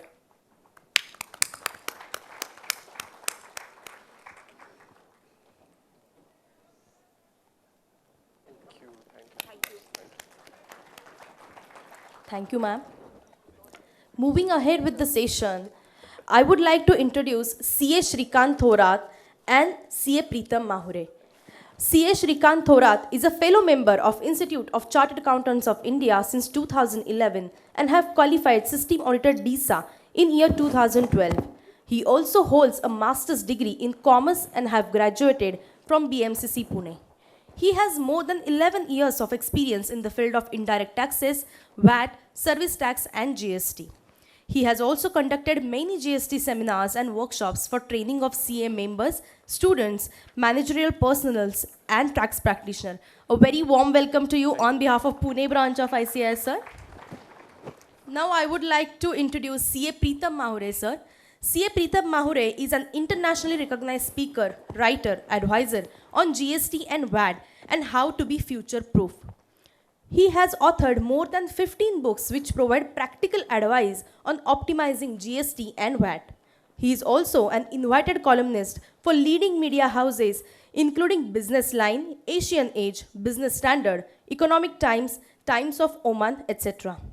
He has addressed more than 200 conferences on GST and VAT in India, UAE, Oman, Bahrain, Kuwait for ICAI, CII, NACIN, NASCOM, MCCIA, DCCIA, BCCIA, etc. Thank you, sir. A warm welcome to you on behalf of Pune branch of ICAI. And now I would like to acknowledge the presence of our sponsors here. So I would like to welcome then on the dais our sponsors, Raylon Softtech Limited, Logitax, Excel Info Software Solutions Private Limited, and Taxman Publications Private Limited. Please, I request you to be on the dais. Please give a round of applause. They have been here for 2 days displaying their stalls and giving us various discounts. Please give a round of applause.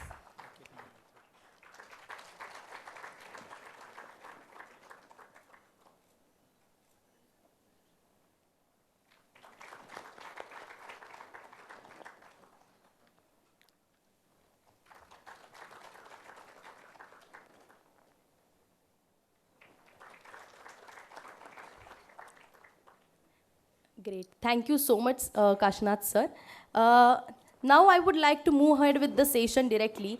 Let's start the panel discussions on emerging litigation areas in GST, including important landmark judgments one must know and advanced ruling. Sir, the stage is all yours. Thank you. I'm privileged to have such eminent speakers on the dais and moderating this session for panel discussion today. It's panel discussion on emerging litigations. There are many areas of litigations in GST. There are new areas which are getting emerged in GST for litigation. And there are controversial advanced rulings on many issues which they cannot be imagine what type of controversies there are in many of the advanced rulings. I have some representative questions on behalf of the participants to our eminent speakers today to have a discussion. So with their permission, I'll start the questions. My first question to Gabhawala sir is, sir, section 107 provides the time limit for regular appeals to be as 3 months. An additional 1 month is being granted for condonation of delay. So how it is to condone a delay over 1 month, and what will be the legal remedy for it? Is it backed by some case law which will help us to condone the further delay? And what maximum delay can be condoned? So this is a bit of a tricky question because the courts, where the law itself provides for a specific period of a condonable delay, the courts are not very happy to extend that condonable delay period also. And the thing gets a bit complicated because the GST appellate tribunal is still not set up. Yes, true. One way to look at it would be that I may apply to the GST appellate tribunal for condonation, but that condonation application itself will start, or rather my time frame for the GST appellate tribunal starts once it is set up. So that would be, I think, a way to look at it, to say that I want to take this ahead into the GST appellate tribunal, and I'm waiting for the tribunal to be set up. And once it is set up, then the tribunal can decide whether my case is genuine, and I'm applying to the tribunal for a condonation of a delay at a first appellate authority. A direct movement to a high court, they would say that statutory time limit is over, so then you face a risk of just closing your matter forever. Okay. That's the challenge. Okay. Sir, we'd like to hear from Preetham sir and Abhay sir on this. The additions, please. See, on the issue of can the first appellate authority condone beyond what is permissible in law, in this particular case, 30 days over and above the period of 3 months from the date of communication of the order. Now, the Supreme Court has consistently held of late that a statutory time limit cannot be overlooked by the court.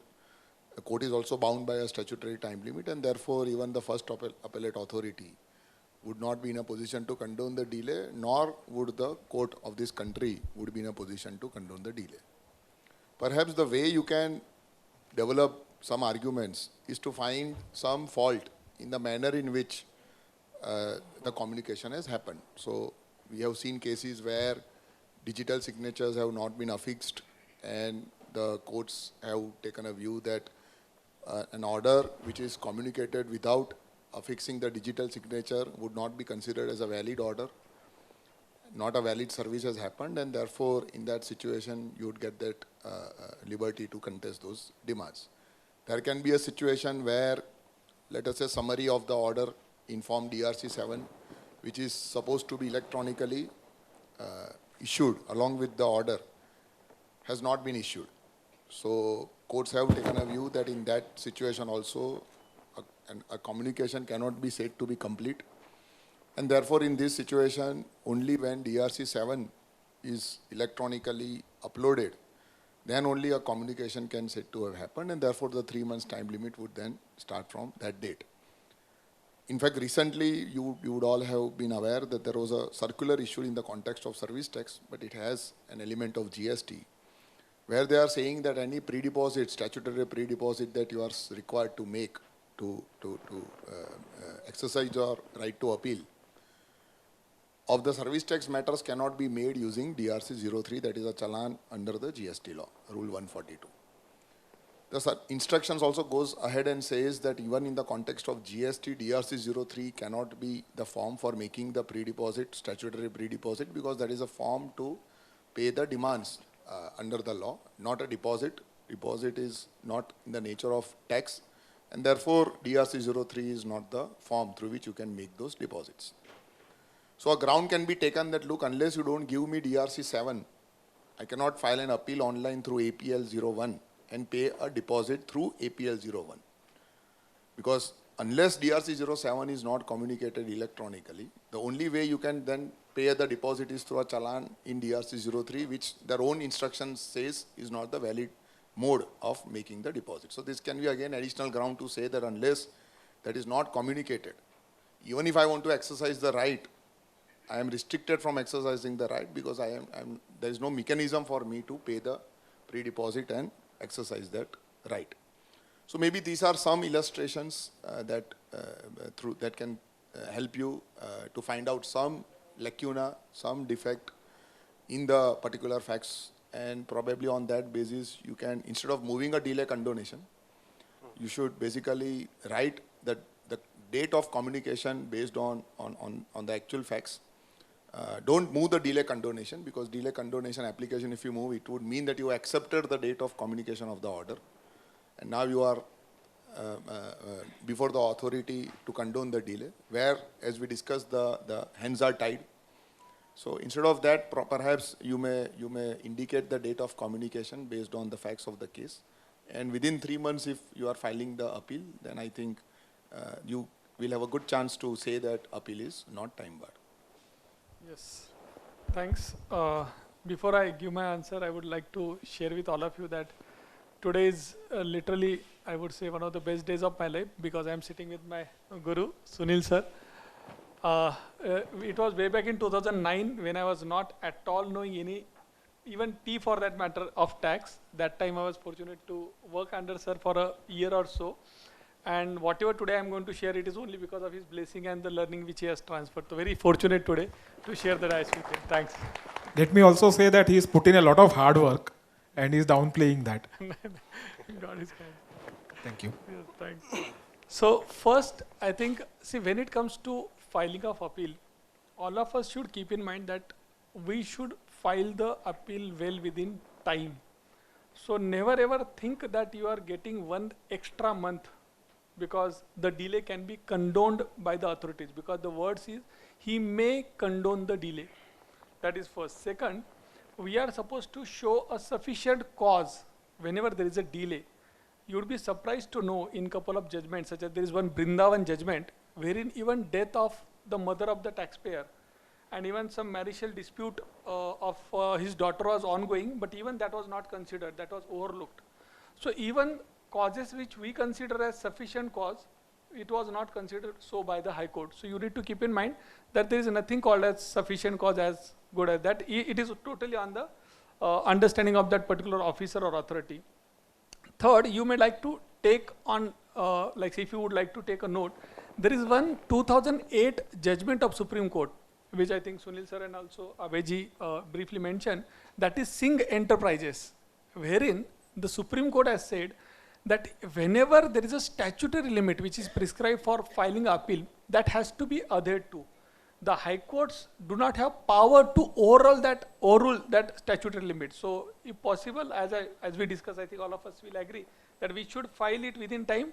And second, if in worst case scenario only, you should try to find if there is a sufficient cause to file that delay, means whether that can be delay can be condoned or not. Yes. Thank you, sir. My second question is to Abhay sir. It's been observed that there are many High Court decisions which are coming on various issues. But we typically get a reply from the department that this is a Gujarat High Court decision which will not be applicable in the state of Maharashtra. Being GST a unified law, it's applicable, all sections, all rules are applicable to each and every person or a registered taxpayer all over India. But why there is this distinction between the applicability of the case laws of some High Court to another state? So I would like to hear more. See, in fact, on the lighter side, even in Gujarat, they are not following the decisions of Gujarat High Court. Forget about Maharashtra or any other state. So that is the fact, and we have to live with that fact.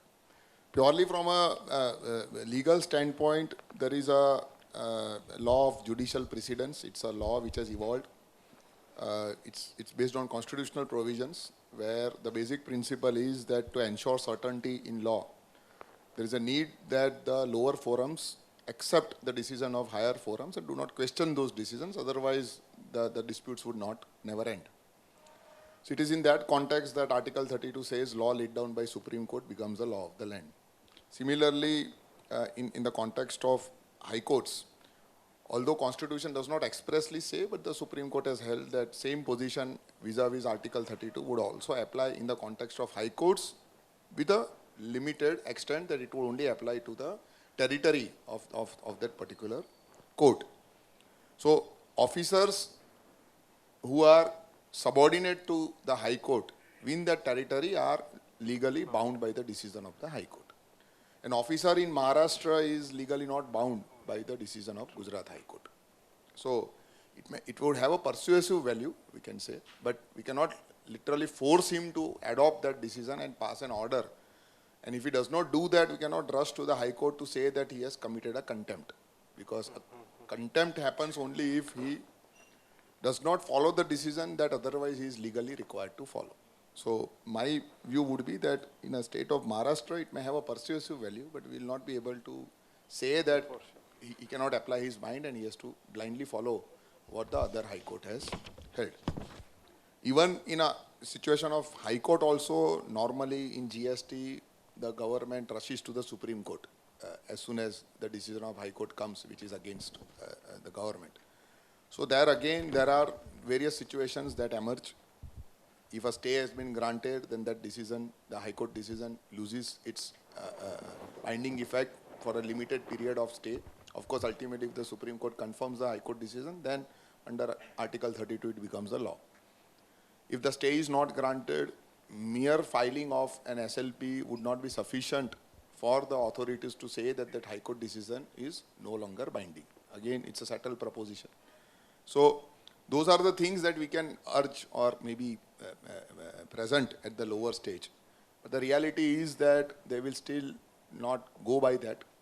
So the only remedy is either you go to the High Court and file a contempt petition against that particular officer, but taxpayers are also very hesitant in doing that.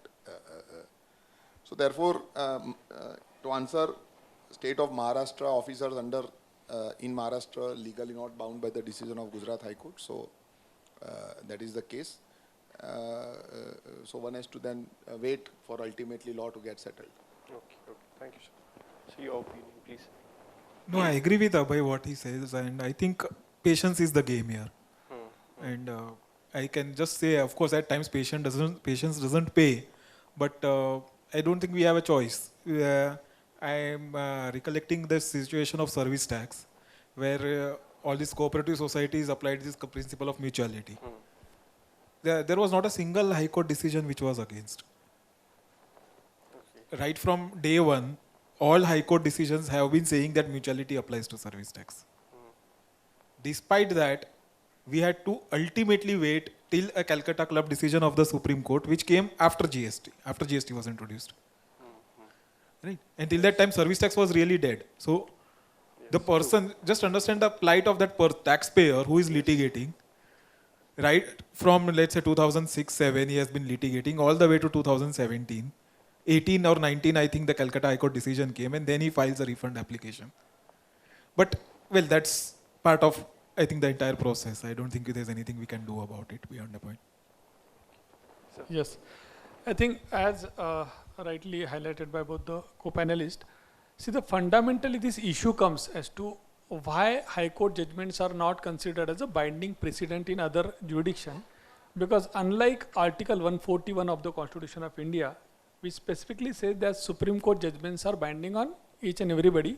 So unlike that, there is no specific article which says so, except there are 3 articles, and which you can also quote if there is any such kind of instance and you are filing a reply. There is one article 215, another 226, and third one 227. You can take reference of this article, and if you cumulatively read these articles, you will be able to understand that High Court's judgments are typically binding on the lower authorities. Now, if there are 2 judgments, like say there is a judgment which is given by Gujarat High Court and Maharashtra Bombay High Court, if they are contrary, obviously the jurisdictional High Court decision will survive. That is, the person in Maharashtra is supposed to follow the Bombay High Court judgment. But if there is no contrary judgment, and there is only one Gujarat High Court judgment there, then you can always mention in your reply to notice that this is a binding precedence. And if you don't consider this as a binding precedence, over a period of time, obviously because of that kind of your argument, maybe at a tribunal or High Court level, you will be in a position to win that case saying that a binding precedence was not followed. Because during that particular point of time, there was only one judgment which was in your favor, maybe of another jurisdiction, but still it was in your favor. So that kind of at least submission you can take. Whether the authorities will follow, whether the authorities will agree, obviously the answer is no. But as Sunil sir also rightly mentioned, that it's a game of patience. And whenever we are talking about indirect tax, you need to have a PPF account. PPF account means patience, persistence, and follow. These 3 things are required. Okay. Yes. Okay. Thank you. Thanks a lot. So my question to you, Preetham sir. There's a burning issue of 16(4) section ITC that even if supplier has paid the tax after the time limit mentioned as per 16(4), and even if it is paid with late fee and interest also by the defaulting supplier, still department asks the credit reversal with interest and penalty. Is it constitutionally right to demand such reversal, and what can be the possible solution on it, sir? Acha. See, when it comes to 16(4), when we look at the provision says that you are entitled to take the credit. So it talks about the recipient, and it gives a timeline to the recipient by what last date he should claim the credit. Now it is likely that my vendor might have filed the return in the month of say December, but I have claimed the credit before September, then legally I am entitled to take the credit. Second, if you look at the terminology which is there under section 16(4), the terminology is only you are entitled to take the credit. It never mentions about taking the credit in the return also, because in couple of other provisions, such as I think other provisions, even the erstwhile section 41, they mention about taking the credit in the return. So when it comes to 16(4), it is not even about talking about taking credit in the return. So in certain cases, because I think one of the point which we were discussing, if somebody files a delayed return of March in the month of December, correct, and you are not claimed the credit because you are filing the return in the month of December, you can still take argument I'm not saying that immediately you will get a relief, but you can still take argument that I have taken the credit in my books of account, and only what I have done is basically filed a delayed return for which you are anyways taking the late fees or penalties which you are anyways taking. So to that extent, first, when you look at section 16.4, if your vendor has delayedly filed the return, then still you are able to claim the credit because the law, that is section 16.4, is in your favor. Second, you will have to wait for a favorable judgment from maybe a tribunal or a higher court. Meanwhile, you are supposed to litigate. So that is what my view would be. Yes, Sunil sir and Abhay. Yeah, so I think you'll have to look at it from different periods, and I think the question has one facet, and Pritam has interestingly brought out the other facet also.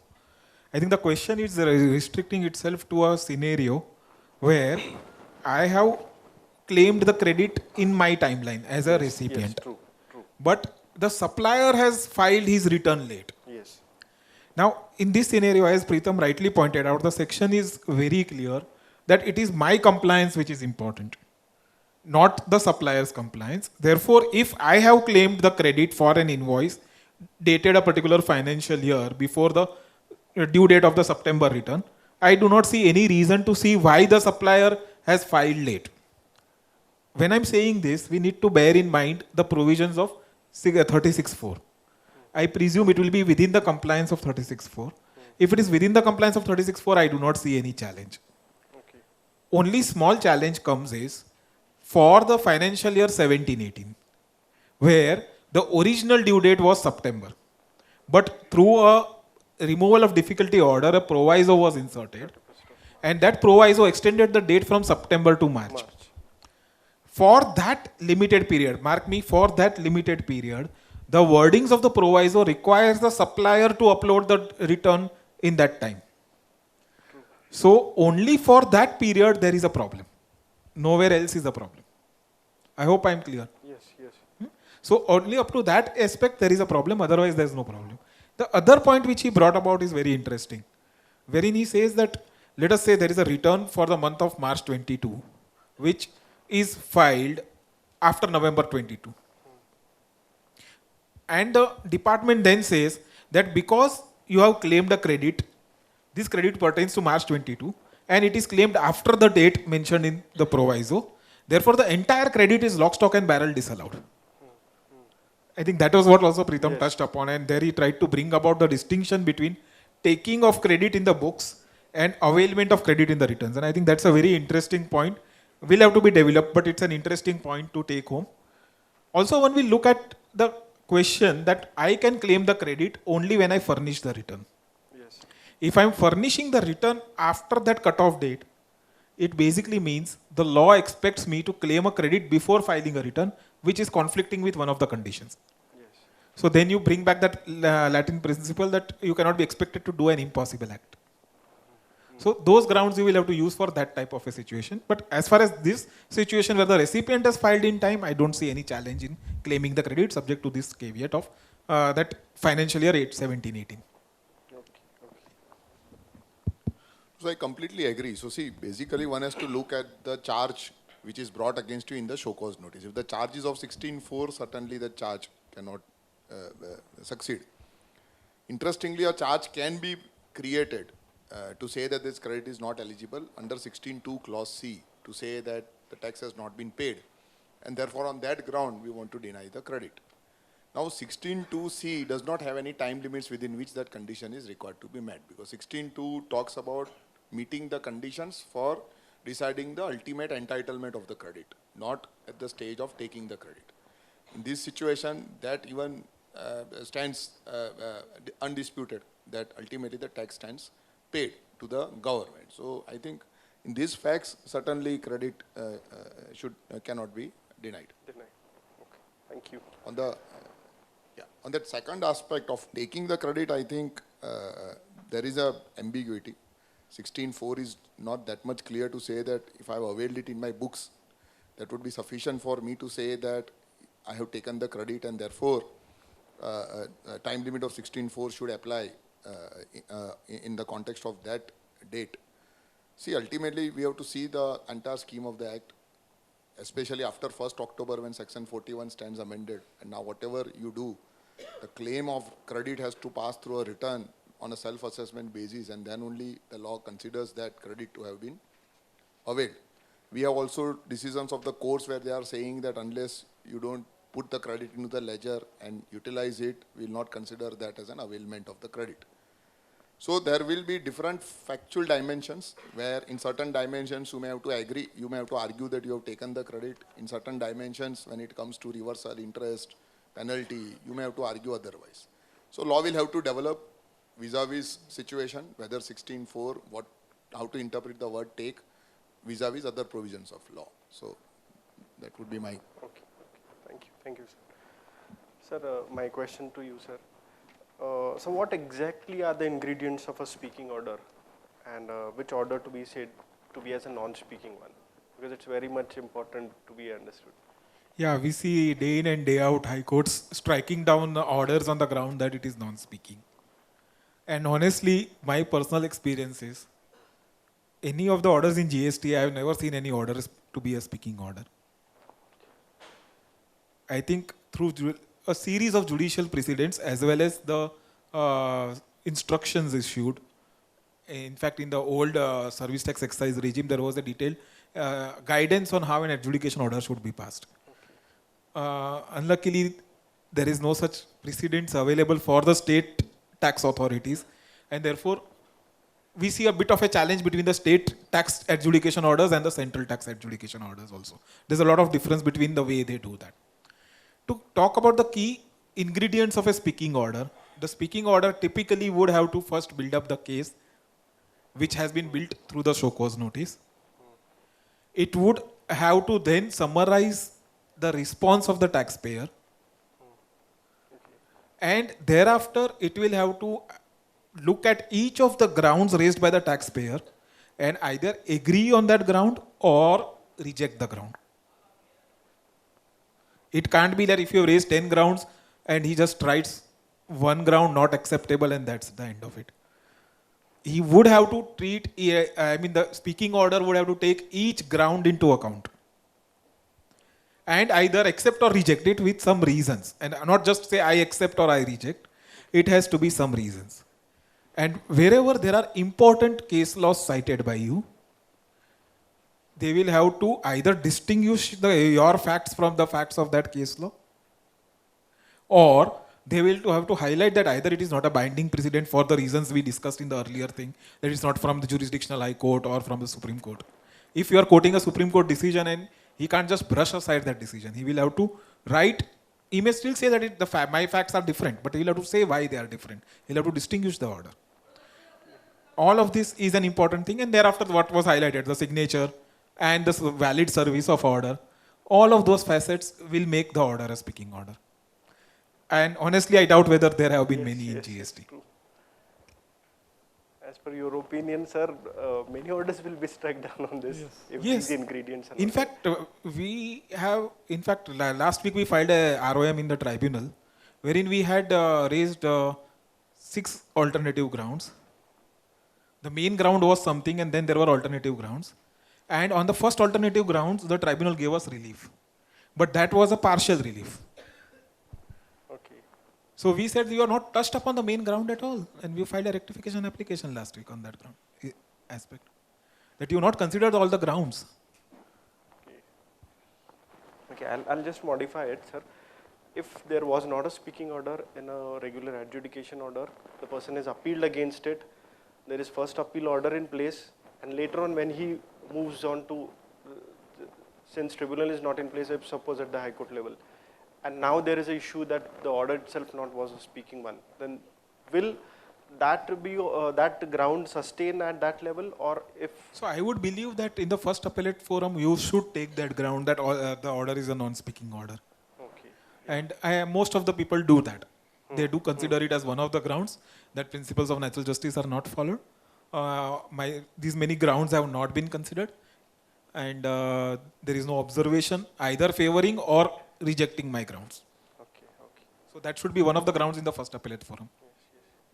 Valuable input, sir. See your input, sir, please. Completely agree with Sunil, sir.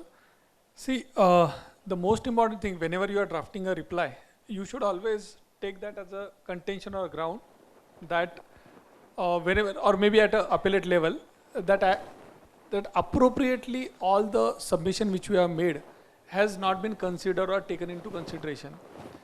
Because see, what will happen whenever you will find an order which is against you, mostly the authorities would have conveniently ignored some of the judgments, some of the facts, and some of the provisions of the law very conveniently.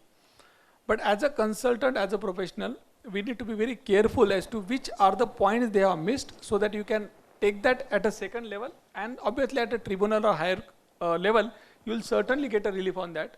There are a couple of judgments of the Supreme Court also on that, such as one is Kranti Associates, wherein the Supreme Court has also said the same thing, that if the contentions or the ground which you have taken is not taken into consideration, or for that matter, even a couple of Supreme Court judgments have been ignored, then that order lacks jurisdiction. That is a null and void order. So it might, when you are, like say, a couple of people might be, who have just started the practice, they might see these grounds as very basic grounds. But believe me, at a later stage, you will get relief only on these kind of very specific but basic grounds. Yes. See, if you see the law, in fact, section 75, two subsections are very relevant, 6 and 7. What 6 says?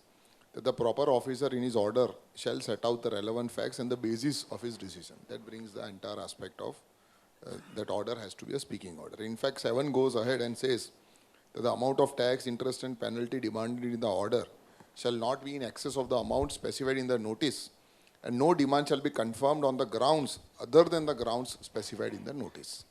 So the classic principles coming from Vrindavan beverages and all those series of decisions stands enshrined in the GST Act itself.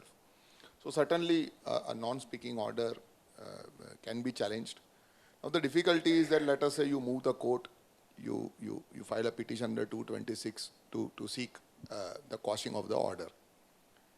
The courts may be inclined to quash the order. Now if that happens, then the matter again comes back to the adjudication stage. Now there is a possibility that a lot of time would have been spent in that entire proceedings under 226. So an interesting question develops that can then, let us say, the adjudicating authority still pass an order where the normal time limit for passing the orders has already been expired. In my view, it does not look possible for the adjudicating authority to go beyond what is there in 73 or 74, because those dates are very sacrosanct. Even the benefit of excluding the certain dates under 7511 cannot be taken recourse to in such situation. So law will have to evolve to mitigate such situations. Still time limits have not yet expired for even 17, 18, so still those issues are not coming up. But as the time progresses, these are again certain issues that you need to keep in mind before you decide whether to challenge that order before the court or to take it as a ground and wait for the tribunal to get functional, and then based on that get a remand and probably then try and contest the demands. So those aspects also needs to be kept in mind. Okay. Thank you, sir. So now, very practical question to Preetham sir. So section 16(4)(d) says he has furnished the return under section 39, and 39 is a 3B return. Correct. Now the question is, taxpayer, the supplier is not in our control first of all, who has supplied. There are incidences where R1 are meticulously filed by showing all correct data. It gets auto-populated in our 2B and 2A things. Whereas 3B returns are filed nil by such suppliers because they intentionally do so. So we as a taxpayer can see the status of 3B is filed. For compliance perspective, we can see 3B is filed. So even if nil return is filed and the status is filed, what can be a legal remedy for us? Okay. See, now there are only, I would say, to put the question very in a simplified manner, Shakespeare had mentioned to be or not to be, and I think as GST consultant we said 2B or 3B. That is the question, to put it simply. See, when it comes to GST law, all of us agree that GSTR1 is only disclosure of my outward supplies, Yes, and 3B is actually my payment return. discharge. So unless and until the tax reaches the government kitty, I think it would be difficult for a taxpayer to claim that credit. That is what one of the view is likely to be. Although we are aware that there are numerous judgment in the erstwhile VAT era, such as Arise India ka hai, Quest ka hai, TVS ka hai, wherein it was held that if the vendor is not paying taxes, then you cannot penalize the buyer. Correct? You should penalize the supplier only. You should not penalize the buyer. But recently there are a couple of judgments, such as one given by the MP High Court in case of Kabir Realty, wherein the High Court has specifically mentioned that if a vendor is not filing 3B, then as a buyer, how can you claim credit because the tax has not reached the coffers of the government? Now, as a consultant, when we are working and when we see both the views are possible, so we need to share with our client the first thing. They should obviously, as yesterday also that point would have been discussed, that whether your vendors are appropriately filing 3B returns or not, that should be regularly checked. If they are not filing, certainly right now, so you should not claim the credit, because anyways it will go into litigation.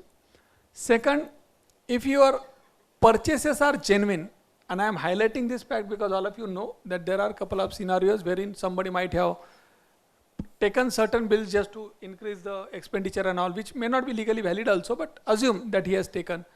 Knowing particularly in most of such kind of scenarios only, wherein somebody has some fake purchases, you will find that these suppliers will either file nil return or they will not file 3B return only. So as a consultant, when you are reviewing the returns of your client, you need to obviously check whether these are genuine suppliers or non-genuine. If the suppliers are genuine, if the goods or services have been received, if the supplier has filed GSTR1 for the old earlier period, I am talking about a 17, 18, 19, old 3-4 years. In such cases, even if the tax has not reached the government coffers, you still have some argument or some contention to say that I am entitled to claim the credit. But particularly in situation of fake invoicing, I think that would be a very difficult argument to take, because factually that person has not even received goods or services. So we have to take the decision or take the call based on case to case scenarios. And this kind of decision, obviously, you'll have to work very closely with your taxpayer and then only finally take. So that's my view on the same. So Yes, your Sunil, inputs sir. on this. No, I think what we are trying to say here is that the supplier has not paid the tax, Yes. but he has regularly filed the returns. Yes, he has pretended to be filed the return. He has never discharged the tax. But from the recipient point of view, So it's it never appears in in my my control. GSTR2A, Yes, yes. It's and in he has never- filed a 3B return. Yes, I will take the bull by its horn and say that the officer of the supplier knows that he has made a sale of, let's say, 10 lakh rupees, and he has accepted a 3B of 0. Both of them are online filed on the portal. yes, true, true.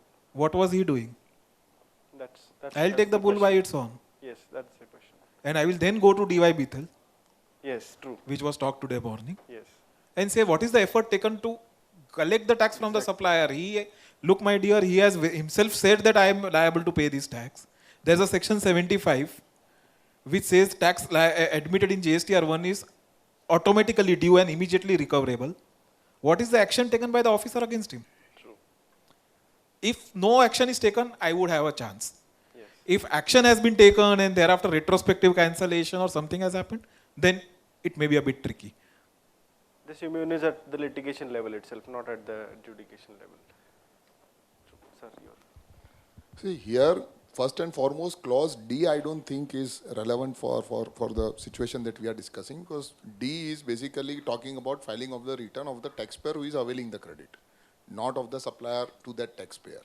So, since he would be filing the return, he would certainly be entitled for the credit. This cannot be the ground to deny the credit, that since supplier has not filed the return, your credit would not be allowed.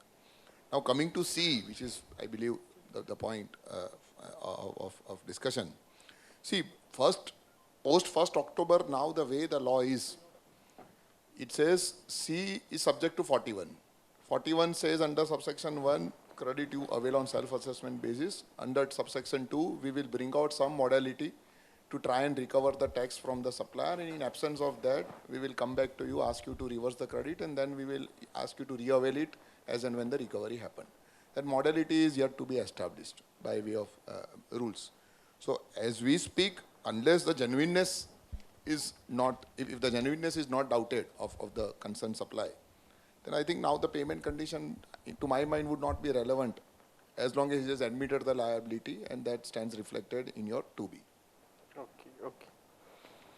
Sir, next question is to you itself, sir. So in short, we'll sum up. So we want to exactly know what are legislative powers versus the GST Council powers. See, I mean, from a practical standpoint, I don't think we need to give more time to this. I would only say that ultimately, see, the way right now the setup of our country is, virtually the executive and the parliament is run by the same set of people. Council also, majority comprises of the same set of people. So theoretically, right, one may say that, okay, council's role is recommendatory. Of course, subject to that basic framework that they should not deviate from the basic framework, so on and so forth is what in Mohit Minerals case we find the observations of the court. But council certainly is a constitutional body. They have a right to recommend, and those recommendations, although do not strictly bind the parliament or the state legislators. But I believe this is academic discussion, probably may not be of much relevance for us to say that something recommended by the council, not followed by the parliament, and therefore we have a grievance on that, and then we want to agitate as a party to that dispute. Probably the courts may not entertain us as a party to that particular dispute. Okay, okay. So we'll switch to the next. Just one part. Yes, I sir, think please. Abhay rightly mentioned about Mohit Mineral judgment. See, it was very unfortunate for the media counterparts to take up one particular para of that Mohit Mineral judgment, and then it was highlighted in the media that there is they said ki like the state and center can decide on their own and all those things, that it's the power is with them, they can do so if they want to. But unfortunately, no, this Mohit Mineral judgment also talked about composite supply concept at para 147 and as well as para 148. I think that was one of the most important observation that was to some extent ignored. And what this paragraph said, it said that when you are importing goods for the purpose of Customs Act and as well as for GST, you are treating that as a supply of goods because you are importing goods into the country. And once GST law talks about a composite supply, there is a principal supply and there is an incidental supply, then you are supposed to go by the principal supply. So this transaction, if it is for the taxation purpose, if it is a transaction of goods, then it should be considered to be a transaction of goods. You cannot do hair splitting of the transaction. I think that was one of the most important observation, which was to some extent was not deliberated heavily, but I think it would be relevant in most of the cases in days to come. Sir, I would like to hear from you itself. Sir, in GST regimes, the GST number is getting cancelled due to non-compliances, maybe returns and non-payments also. So many a times it's been observed that numbers are getting cancelled with the retrospective effect.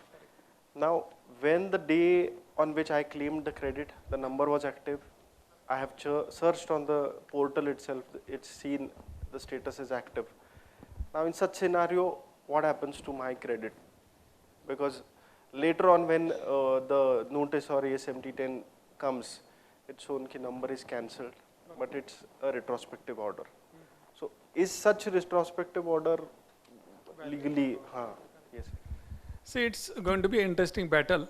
I think when we look at even a situation of a personal example also I can give. When we get married, अपने ना क्या 36 गुण match केले जातात, बरोबर आहे? So I think at the time of claiming credit also we match everything on the portal, and subsequently we realize that registration is also cancelled. Correct? So same thing happens with us also on a personal level. We cannot do there anything, but at least with respect to GST, I think. So as was previously also discussed, if you have received goods, if GSTR1 is filed, then you still have some contention or some possibility of saying that I can claim the credit, and you can contend, and there is a possibility of you winning it. But please note, there are couple of negative judgments also on that count. There is one particular judgment of this CP Rashi's 2019, wherein the facts were exactly same. A person purchased goods, that time the VAT number was active, and subsequently the VAT number got cancelled. So exactly similar to the GST scenario. yes. In that context, the Kerala High Court specifically mentioned that you as a recipient, you cannot claim credit. What you can do otherwise is basically go behind that supplier and recover the tax which you paid to him. But the government cannot grant you credit because the tax never reached the pockets of the government. And why I am trying to highlight the judgments to you, just to share with you that, see, whenever we are arguing, whenever we are discussing with the ground level authorities, we always believe that they are not right, that there is no judgment which is in their favor. But please note that there are a couple of judgment in their favor also. So when it comes to tax planning, when you are deciding, when you are taking a call for the going forward period, please take it very cautiously. As far as past period is concerned, you can still litigate, you can still fight. That is what I would say. Okay. Yes, So your opinion. Yeah, I think a lot of these issues get resolved in the new tax regime. I mean, because you will be claiming credit based on 2B, and as rightly pointed out by Abhay, you will, there is a mechanism of section 41(2) and all. Now, couple of things here. LGW is, of course, a decision which will help you. And I think there is one more also of similar type. So both of them say that a retrospective cancellation of a registration cannot result in a denial of credit at your end. In many cases, we've seen that the tax also has been factually paid. If the tax is factually paid, it's all the more stronger. Yes. One more aspect, which in one of the cases where the suppliers, the client's supplier was supportive, we got a cancellation order from him, copy. Invariably, in those cancellation orders, they are expected to do an assessment. The officer, before cancelling the registration, is expected to do a final assessment. Yes. And that final assessment is done at nil. Now, if that is done at nil and you are able to lay hands on that document, it's a very important, conclusive document in your favor. Yes. So, it's the officer of the supplier who has absolved him to say that whatever tax was due from him has been taken. Yes. And you have a nil order. Now, how are you saying that I will reverse the credit? True. Right. So, I know it's in all cases not possible because it's a private document. Yes. But if the supplier is cooperative and you are able to get that final assessment order from him, invariably it is nil. That's what we have seen. Okay. So I think that would help. Okay. So your views. So I completely agree. In fact, see, if you look at this issue query, it says the number has been cancelled just because he has not filed certain returns for consecutive 6 months or so. Now that cannot be the ground to allege that there is a malfeasance in respect of the supply that has happened in this intervening period. So once you remove that aspect of malfeasance from the transaction, then certainly we will have good support of large number of decisions to say that then the credit should not be denied. So I think particularly this situation where only for non-compliance of returns if numbers have been cancelled, those situations I think stand on a far stronger footing to say that credit should not be denied. Okay. Thank you, sir. Sir, my next question is to Sunil, sir. Sir, in case of inspection, search and seizure under GST, what all documents as a taxpayer can ask to the officials, and what do's and don'ts you will suggest? So typically there is a document called INS1, Yes. which I just talked Yes, about in my yes. earlier session. Yes. So definitely that is one document which should be asked and which more or less they are also showing at the time of entry. Beyond that, I think their identification proof they will offer, whether you want to see or not, that is individual, because you also need to balance out the fact that whether you want to hurt the egos or not. The reasons for the search or inspection cannot be demanded. That also we have discussed in the session earlier. So over and above this, at the time of entry point, there's nothing else which can be demanded as a document. At the time of conclusion, they will give you a panchanama. a copy of the Panchnama will be given to you, which will be recording things which they are taking away and seize, goods documents which are being seized. At times there is a lot of question of whether if the statement is recorded and a summons has been issued, whether legally you can demand a copy of the statement. The answer is no. The copy of the statement will come along with the show cause notice as a relied upon document. And therefore one do for the taxpayer would be that whenever a statement is being recorded, he should be very agile. And he should be in a position to reconstruct the questions and the answers. In some cases, the authorities informally do give that version to you, but you cannot as a matter of right demand it. So therefore that is one important factor which we need to keep in mind. Of course, the INS one which is shared to you will bear the name of the taxpayer, and the search would be restricted to that. If there are certain other SSEs for which they want information, typically they will extend it through issuing additional INS ones. Okay, because that was my part B. Yeah, that so there they would have to issue a separate INS one for that. And mostly they would just get it done from their seniors. I don't think that's a big challenge for the department to get it immediately. If they want to extend the search, they'll just talk to their superior and they would get it. That means without the separate INS one, we can reject for production of such documents which are to the That is linked 1 hour enterprises. game, sir. Yes, Whether you want to that's- fight for that 1 hour game is a question which you have to think. Yes. Because the moment you say no, he'll pick up a call and a phone and talk to his joint commissioner. His joint commissioner will sign and send it. Then you will have to give. So it's a 1 hour game depending on the geography of your territory. That's it. So your views on So see, it's very fact specific. There cannot be a single guideline as to how to approach such situations. One has to always look at the facts. Only caveat to keep in mind is that if some payments have been done, and if ultimately you find that the reasons why those payments have been done, I'm talking about official payments, then in that situation, at least you should write a letter saying that all of those payments were under protest and you want to get a SCN and get the matter adjudicated. So at least that will, because otherwise if they have collected tax, interest, penalty, 15%, then probably they may consider that you have voluntarily exercised the option under 74(5), and therefore they may not do anything further. So in that situation, perhaps you may consider agitating that aspect. Otherwise, it's all too fact specific. There cannot be a single, because we don't know what our clients are doing. In fact, we have come across situations where clients have, we may suggest that, okay, let us challenge it. They may say, no, रहने दो ना अभी इसके अलावा भी और कुछ था, but वो अभी प्रेम भाव से सब हो गया. So there are so many practical aspects one has to keep in mind before really advising the next course of action. I completely agree. See, rather I would say, when somebody, like said, DGGI, investigation team, when they are visiting your premises or client premises, that time you need to ensure one particular thing, that you should not hurt their ego at any cost. Because one particular case, we recall 2019, there was one inspection which was being done at a Pune location of our client, and there was one person, when that officer entered, that time he said, okay, please show me your identity, because they were waiting at the this reception area.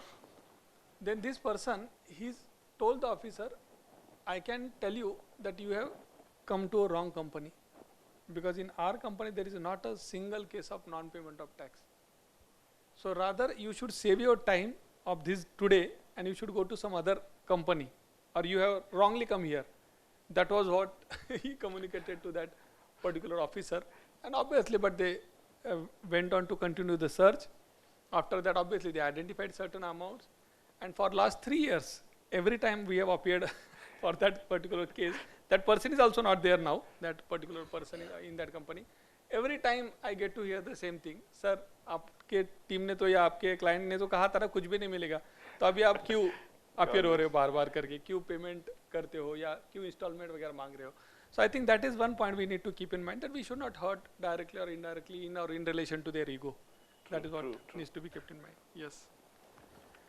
So I'll skip one question and come to Sunil sir. Sir, 161 gives rectification of errors. apparent on the face of record, what exactly rectification, when exactly can a rectification take place? So if, let us say, there is any order, and there are some mistakes which can be seen from the order itself, and I think these principles, right from the direct tax and in general, they have been settled over a period of time. Anything which which is glaring to an eye would be a matter which is a rectification of error. I have one caveat. I mean, of course, most of us do understand anything which is typographical error or certain basic fundamental. Instead of adding, they have reduced, or instead of reducing, they have added. In the body of the order, they talk about 18% tax rate, but in the main thing, they have calculated at 28%. These are all examples clearly of mistakes apparent on record. I would believe so. Having said that, when you apply for rectification, one important risk factor which we need to bear in mind, and which I think all of us as consultants need to keep in mind, is I link this with your question of condonation of appeal, delay in appeal. Yes. Many a times you might apply for rectification and sleep over it, assuming the officer will rectify. And if nothing happens from that side, then you are stuck, because then your appeal timeline has passed away. And then you have to either just follow up with the rectification authorities, or if you go to the appellate authority, then you have to apply for a condonation of delay. Right. So that is one, you apply for rectification, but keep an eye on the appeal timelines. And if it does not work out, anything which is rectifiable is definitely can be a subject matter of appeal. Okay. So look at it as a facility, but do not lay down your emphasis only on the rectification process. Yes, because in VAT regime we had a concept of administrative delay which can be condoned later on. If we are going for rectification, and if that time gets filled up in the rectification, then we get another 3 months after the rectification order rejection. But that is not the situation here. I can share one anecdote which we had, and very funny type of an anecdote actually. We had a scenario where under the service tax regime, a client had applied for a refund, rejected at the ground level. Commissioner appeal allowed the refund on merits, on totally. However, while passing the order, towards the end he wrote, I therefore allow the refund appeal amounting to rupees this much. Now that amount was, there was a typo error of 10 lakh rupees in that. So while the refund application was for 3 crores 38 lakhs, and on the merits he's allowed everything. But the last line he writes, in the result, the appeal is, SS's appeal is allowed, and the refund of rupees 3 crore 28 lakhs be granted. So there is a typo difference of 10 lakhs.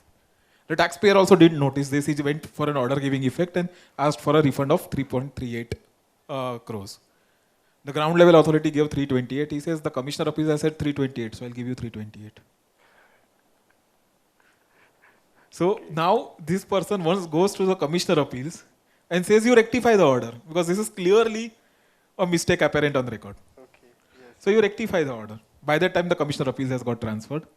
The new commissioner appeal says you go to the old commissioner appeals. I can't because it's not my order. Okay. And these guys tried to convince him that no, it's basically the chair which you have to look at and not the individual who passed and signed the order. This guy didn't get convinced. By that time he's got transferred. And the appeal timeline has passed on. So now for these 10 lakhs, we have to go to the tribunal with a condonation application. Yes. So this is something which we could be avoided, is my whole objective. That keep a eye on the timelines of appeal.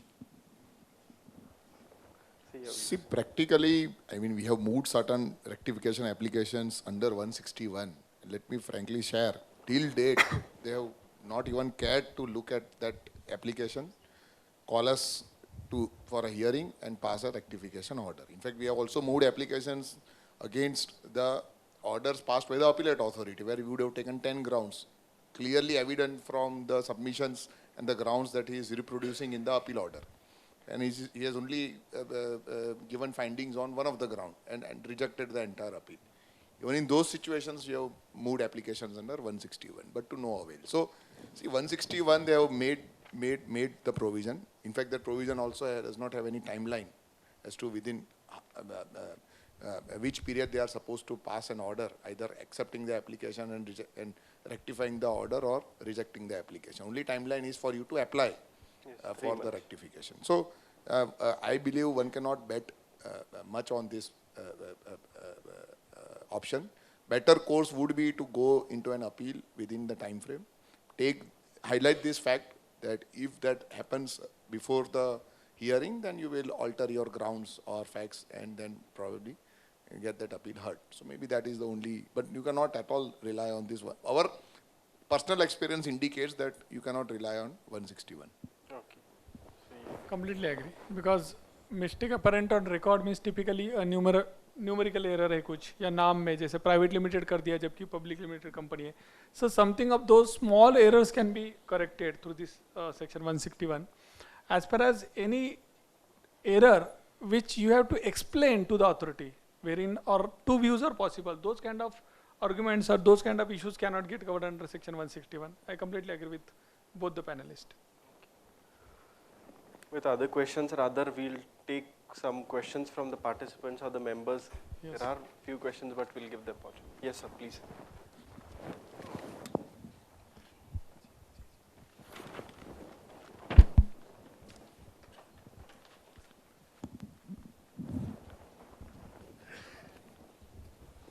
Sir, I have two small questions. First, actually, I am representing organization, not from consultancy service. So, sir, recently we are in receipt of some notice from department in which they are asking us that suppose one supplier has not paid GST and this supplier is our vendor. So, they not advise, they instruct us that in our next supply, instead of paying to our supplier, we have to pay to the department GST. So, how is it? Because it's a spoiled relation between supplier and customer. So, in such a situation, what is advisable to us? I think what you are trying to highlight is the department has invoked the garnishee proceedings against you, which basically means that they would have passed an assessment order against your supplier and there would be an unrecovered tax. Yes. If there is such an unrecovered tax, they are entitled to collect the money from the assets of that supplier. Right? So whatever is due from you, you are a debtor for him. And therefore, I think the department is within its rights to ask you to pay the department rather than paying him. Your protection is that you will not be required to pay more than the amount which is outstanding as per your records on the date the notice has been issued. And you should be careful that you pay the department rather than paying this supplier. Okay. I think the law is, section 83 is very clear on this. Okay, thank you, sir. And just to add, जैसा sir ने rightly कहा कि आपको department को ही पे करना चाहिए, that is one. Second, तो आपको typically DRC 13 लेटर आया रहेगा, बराबर है? तो आप DRC 14 का एक डिस्चार्ज सर्टिफिकेट मिलता है डिपार्टमेंट से, वो भी याद से ले लीजिएगा, नहीं तो बाद में वो फिर से सप्लायर भी आपके पास आएगा वो सेम पैसा मांगने के लिए, है ना? Yes. Hello. My question is, if 3B already filed and ITC and outward liability both are not mentioned in the 3B, I mean reduced liability has been mentioned and ITC also was lesser. So now when you take it later, as per section 50, the interest, there is a proviso, but that says that when the return is filed late, like when that return is already filed and we are claiming later, you have to pay it on the gross. That's the assessing officers say. So how should we tackle this? See, when you look at the language of section 50, subsection 1, and especially the proviso, it talks about the imposition of interest on the net tax liability. The provision says that if that liability is declared in the return, but the return is filed belatedly, in that situation, the provision comes into play. In your situation, the officers are saying that since the supply, let us say, was of July, you didn't declare it in the month of July, you declared it in the month of August, and you ultimately utilize the credit to discharge the tax, and therefore, this benefit would not be available and you need to pay the interest on the gross amount. See, in my opinion, when you look at the law, one has to look at the context as to why a particular provision has been made the way it is. In an ideal situation, this provision the way it is fine. Let us say in July there was actual liability that you were supposed to pay. and you have availed the full credit what was admissible, and then still there was a gap. And that liability you didn't declare that, you declared in the next month. In that situation, completely agree on that entire differential liability, you are supposed to pay interest. That is why the proviso makes a reference to that declaration of the liability in the return that you have when we have made the supply. Now, the reason is this, that let us say in July you didn't have any credit.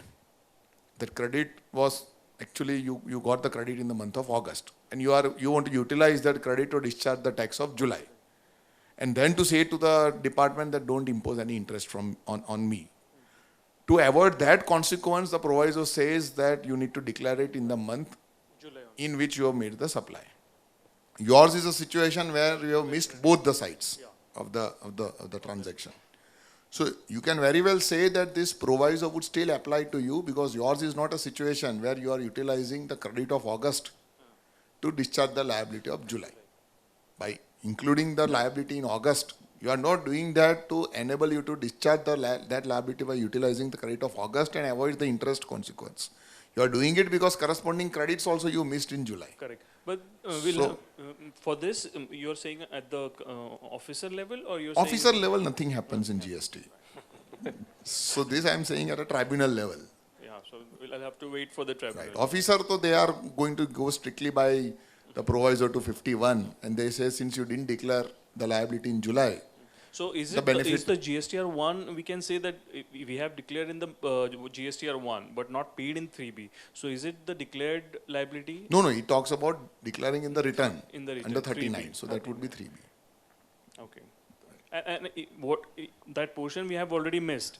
Right. The ITC also we have missed. So, but we can claim that the ITC was also missed, so it should not be on the ground. So ultimately the provision seeks to avoid a consequence where person is utilizing the ITC of a succeeding month to discharge the liability of the preceding month, and to say that in that situation don't impose interest on me. Okay. To avoid that consequence, the provision has been worded in a sense to say that in the same month return you should declare, but that return should have been filed late. Okay. Yours is not that situation. So on that basis, perhaps you can distinguish your situation to say, and go back to the main provision to say that there was no failure in paying the tax. And accordingly built up a case to say that interest should not be imposed. And one last, so let's say, as you said, August, we are claiming for the month of July. Now, is it that the 3B, the portion is replacing July month, or it will be on August month only, ITC? Let's say if we can argue this, that month, that is a July month ITC, whether claimed in August, but it should be for the month of July only, no? We should see it as for the month so you are basically rectifying the July return. Right. We can say that. By an August return. Yeah, certainly. Section 39 allows you a rectification of a return up to November. Now the date has been extended to 30th November. So it is based on that only that you are undertaking the rectification in August. Okay. Right. I'll just add on to his argument. Rather, he wants to say the August return which has been filed with the credit of August, since no line item wise data is input put in the 3B return, so he will now take a stand कि August return में जो मैंने ITC लिया है वो July month का ही था. Then you see, ultimately factually you have to demonstrate. Actually, anyways, it was for the month of July. उनका केस ऐसा है कि जुलाई में रह ही गया उनको, ITC लेना भी रह गया और liability discharge करना रह गया. Right, only for the portion of sales actually, but लेना भी रह गया और भरना भी रह गया. Correct. But there was no line item in the August कि ये जुलाई का है, तो I can anyways argue, no, this is. See, your books itself will indicate. August date का invoice का credit आप बोल नहीं सकते जुलाई का था.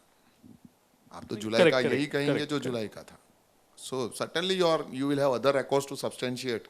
So it will replace the July month data itself, no? So because if I say that I have taken the credit of whether it was of July or whatever in the August month, then the interest portion should be calculated from the July only. Like July if replaced, then there will be no interest. So you will get the benefit of proviso, and only on the cash component interest should have been imposed from due date of filing of July return. Thank you.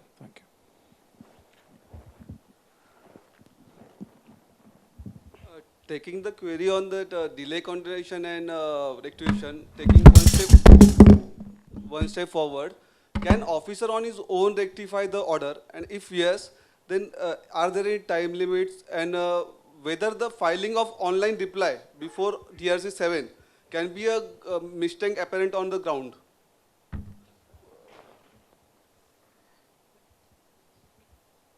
So basically, officer also can rectify a mistake. In fact, section 161 is more importantly worded from an officer's perspective. It does specify a timeline, I think. And if it is an adverse order, he will have, I'm not aware of the timeline there. 6 months, yeah, I think. 6 months for officer. Yeah. And Yes, officer. for officer. And definitely, if he's passing an adverse order against you, means increasing the tax liability in any manner, he will have to issue you a notice and give you a personal hearing for that. Actually, new officer, earlier officer had issued the order. New officer is satisfied about the facts and explanations. He wants to rectify, but he's just asking, is there any legal way available? 6 months are also passed. So is it a favorable rectification or an unfavorable? Favorable rectification in the. So you have applied for a rectification and he wants to pass an order. No, not, rectification and appeal, both are not filed. Both are not filed. And you have missed the timelines. Yes. Then And, nothing can now, be done. Huh? He wants to say the Officer is ready. Officer is ready with the officer is ready to rectify. But how can he rectify? Huh?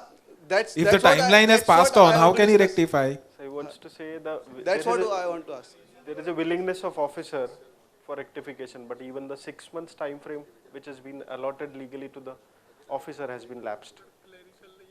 Okay, what Abhay is bringing out is the second pen, that's nice, I think. The second proviso to 161, which really gives, which says that if it is a error which is purely the nature of a correction of a clerical or an arithmetical error, then the 6 months timeline does not apply. So maybe you can push him to see whether it fits within the second proviso, and accordingly then he rectifies the order. Just last query that filing an online reply before an DRC 7 is the mistake apparent on can be a mistake apparent on record? No. With ignorance of that. In order it is mentioned that it is ex parte office order. Fine, but that is not a mistake apparent on the record. Okay.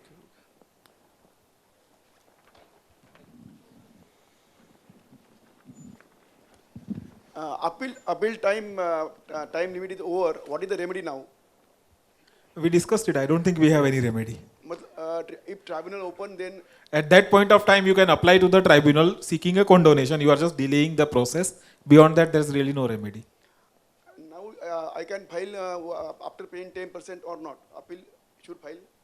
So typically, as we said, if the first appellate authority has the timeline is over, I think he will reject your appeal. You file an appeal with a condonation and he'll reject it summarily. Because the bank account will be attached. Nah, if you, So against the first appellate authority order, you say that you want to file a tribunal appeal. Yes.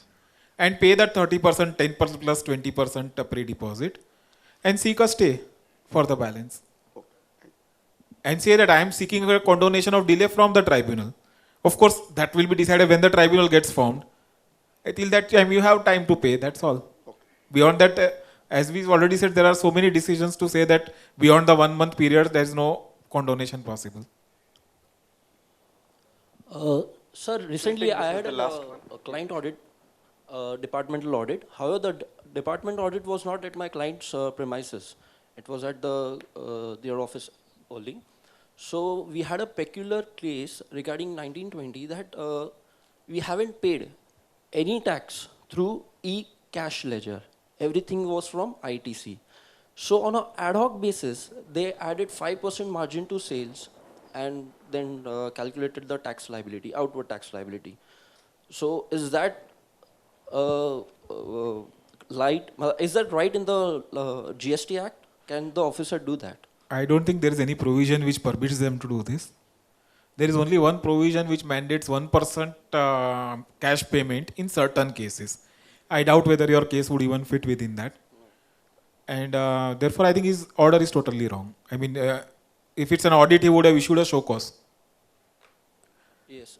Actually, the thing was, my client was shutting down his business in February 2020. And it was food products. So I said that instead of damage, I mean, what we say, throwing away the goods. So it leads to section 17 subsection 5 where we have to reverse the ITC.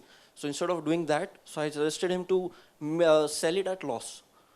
So at least that section shouldn't trigger. So the officer ad hoc on an ad hoc basis, he added 5% margin. No, my question is, has he issued you a show cause? Yes, sir. And what is the allegation in the show cause?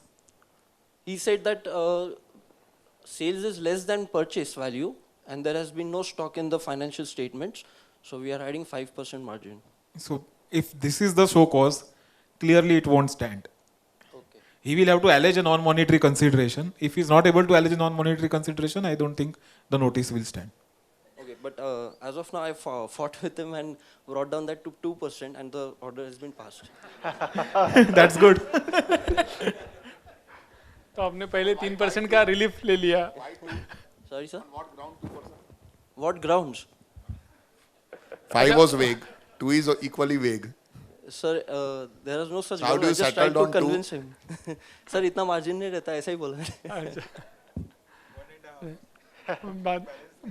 तो वो as a Indians हम bargain करते हैं ना, वैसा है sir. 5% नहीं 2%. I think as sir and Abhay rightly pointed out that वो शो कॉज नोटिस सस्टेन नहीं होगा अगर वो 17.5H पे नहीं है, यानी कि जो गुड्स लॉस्ट वगैरह पे नहीं है, और उन्होंने सिर्फ कहा है कि आपने एडिशनल कंसिडरेशन लेके उसको बेचा है, तो सर्टन अच्छा वो भी नहीं कहा है, तो आई थिंक वेग notice. Yes yes, I think you will go on to win the case. Sir, against DRC 7 order, I filed a rectification within a time, and it was rejected by officer. So, what is the way ahead? Can I file an appeal against the rejection DRC order? 7? Yeah. So order appeal only is the remedy? No, that period is expired. DRC 7 expired. I filed a rectification within a time limit. And rectification is also rejected. You file an appeal against rectification rejection order. I think you can do that. Yes, true. That can be done. Yeah, I think you can file that. Okay.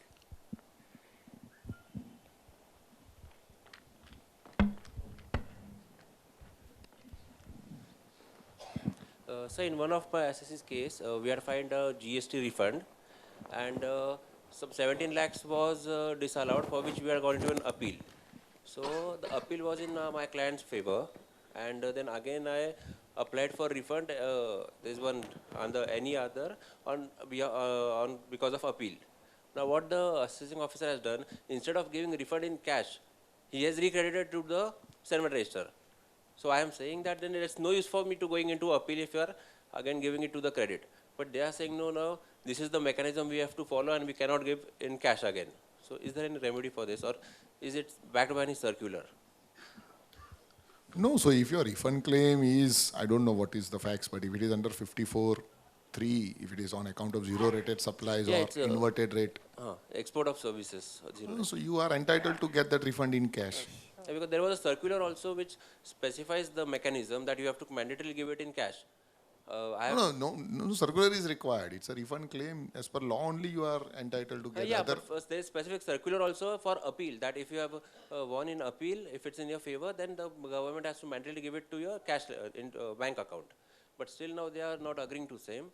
They are saying no, this is the procedure and the system automatically gives, we don't have option in the system. No, see, I don't know, the situation could be like this, that they have rejected the claim, they have rejected your appeal, and therefore that amount has been credited into your credit ledger. No, appeal is in my favor. And then, I don't know, and probably he has ticked the wrong option while giving effect to that appeal order. So then again I have to go into appeal, or just rectification, or what? Because then if I have to go into appeal PMT 03, I don't think is an appealable order. So you can again file another application under any other category. Explain the facts, because within 2 years from the appeal order, you can file the refund claim. So that period would not have, I believe, expired. So you can move another application. Explain now the total facts. That appeal has been allowed. The law says cash refund. So kindly process this refund as into my cash, give me in my bank account and not as a credit. Okay. The officer. Yeah, because as per appeal order, it was that you have to, the assessing officer again checked everything. So the appeal order is that the appeal grounds are valid, so reassess on the valid grounds. So the reassessment was done by the authority, So have they passed the order rejecting your refund claim? Earlier it was passed. So that already, that proceeding are yeah, now I have over. gone into appeal. The appellate authority has directed remanded the them to, matter. yeah, that his stand is right. So you reassess on the right grounds. So and he has give it. remanded the matter back. So he remanded. So after and remand, has he I passed the again- order? Yeah, after remand, he has passed the order. The officer has passed the order that In okay, form? the 17 lakhs. In form? It's PMT 6, I guess. I haven't seen. No. But He has to pass RFD 7 order. yeah, but he has recredited it into the Senvat credit register PMT account. 3 is where you accept the fate of the appeal. Right. Saying that refund is not allowable. In that situation, PMT 03 comes into play of recrediting your credit ledger with that amount. I will check the details. Please check your Yeah. facts and seek an refund order from him first. Yes. Then I think your problem should get solved. Okay. It was an interactive session. Okay. It is regarding of ITC. If ITC which is available in April 22, by mistake it was claimed in March 22.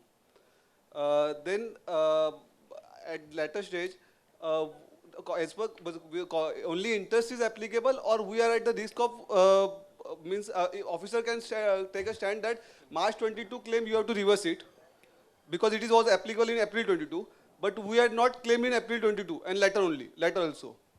Then can officer can take this stand, or only there is a risk of interest? So what is the reason why you are saying that it was taken in March 22 and available in April 22? Bill of March 22, goods received in April 22. Okay. And we had taken credit in March 22. After 3 years, or take the case of March 18 and April 20. Actually, I am taking 22 as it's a 3B and new rules के हिसाब से. I am taking the case of April 22. March, after 3 years, 2 years, it is can officers take the stand that you have to take only in March 22, not in April 22. So reverse the credit. And now I am not available. Now the April 22 claim is also not available as time limit is gone. No, so your question basically is that you have preponed the credit by 1 month. Yeah. And because you have preponed the credit by 1 month, he is denying you the credit outrightly and not giving you the fresh credit. Yes. Yeah. Is that the concern? It is not a factual, there is no facts about it. Just I am asking in regular day-to-day life, if we had taken a credit, pre-pone credit, we had taken a credit 1 month earlier, then we had only at the risk of interest. No, is this a theoretical question or is it something which you are facing? Theoretical question. And you are using this as a future planning? No, because we had once interesting situation. Our office did the working and gave to the client, said that look, you have to pay 30 lakhs this month. Client didn't have money. You can't file a 3B without paying money. So he said, आप बढ़ा दो ITC. अगले महीने मेरे को bill आने वाला है. We gave the client the file back. If that is the case, then there's a problem. It's not just a question of interest. Okay. Right. Yes.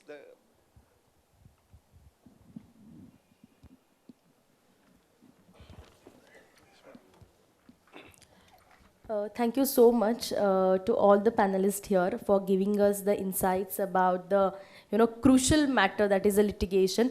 Definitely it is going to help us in real life, definitely. Thank you so much once again. And moving further, I would like to request CA Amruta Kulkarni madam to please present the vote of thanks.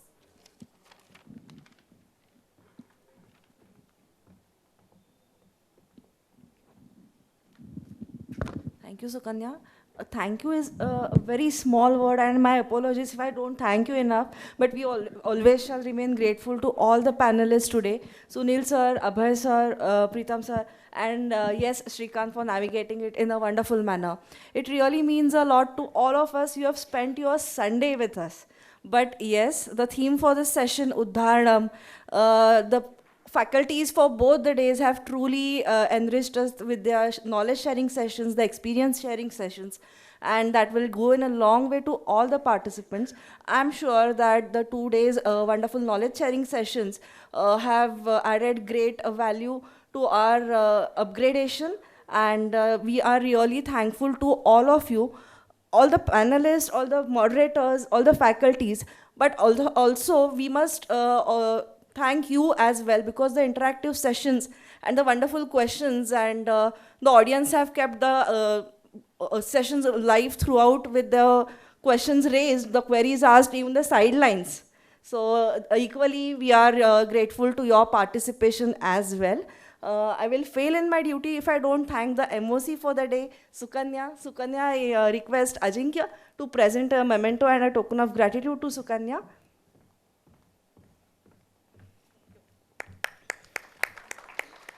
I take this opportunity to thank all of you on behalf of the entire organizing team here, and thanks to the Pune branch staff as well for the relentless efforts in putting up this conference together for 2 days.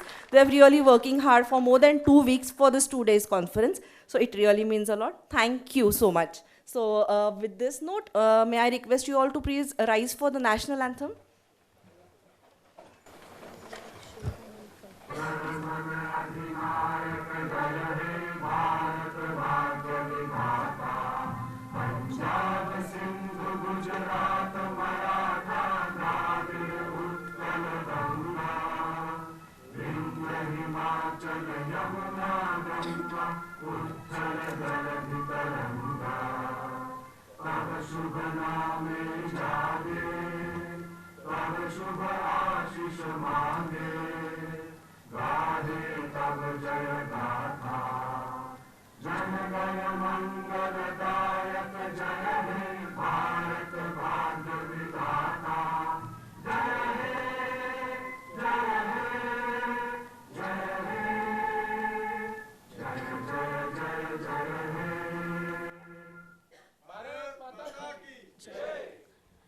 Thank you so much for being here. और to conclude this, I would like to say one शेर.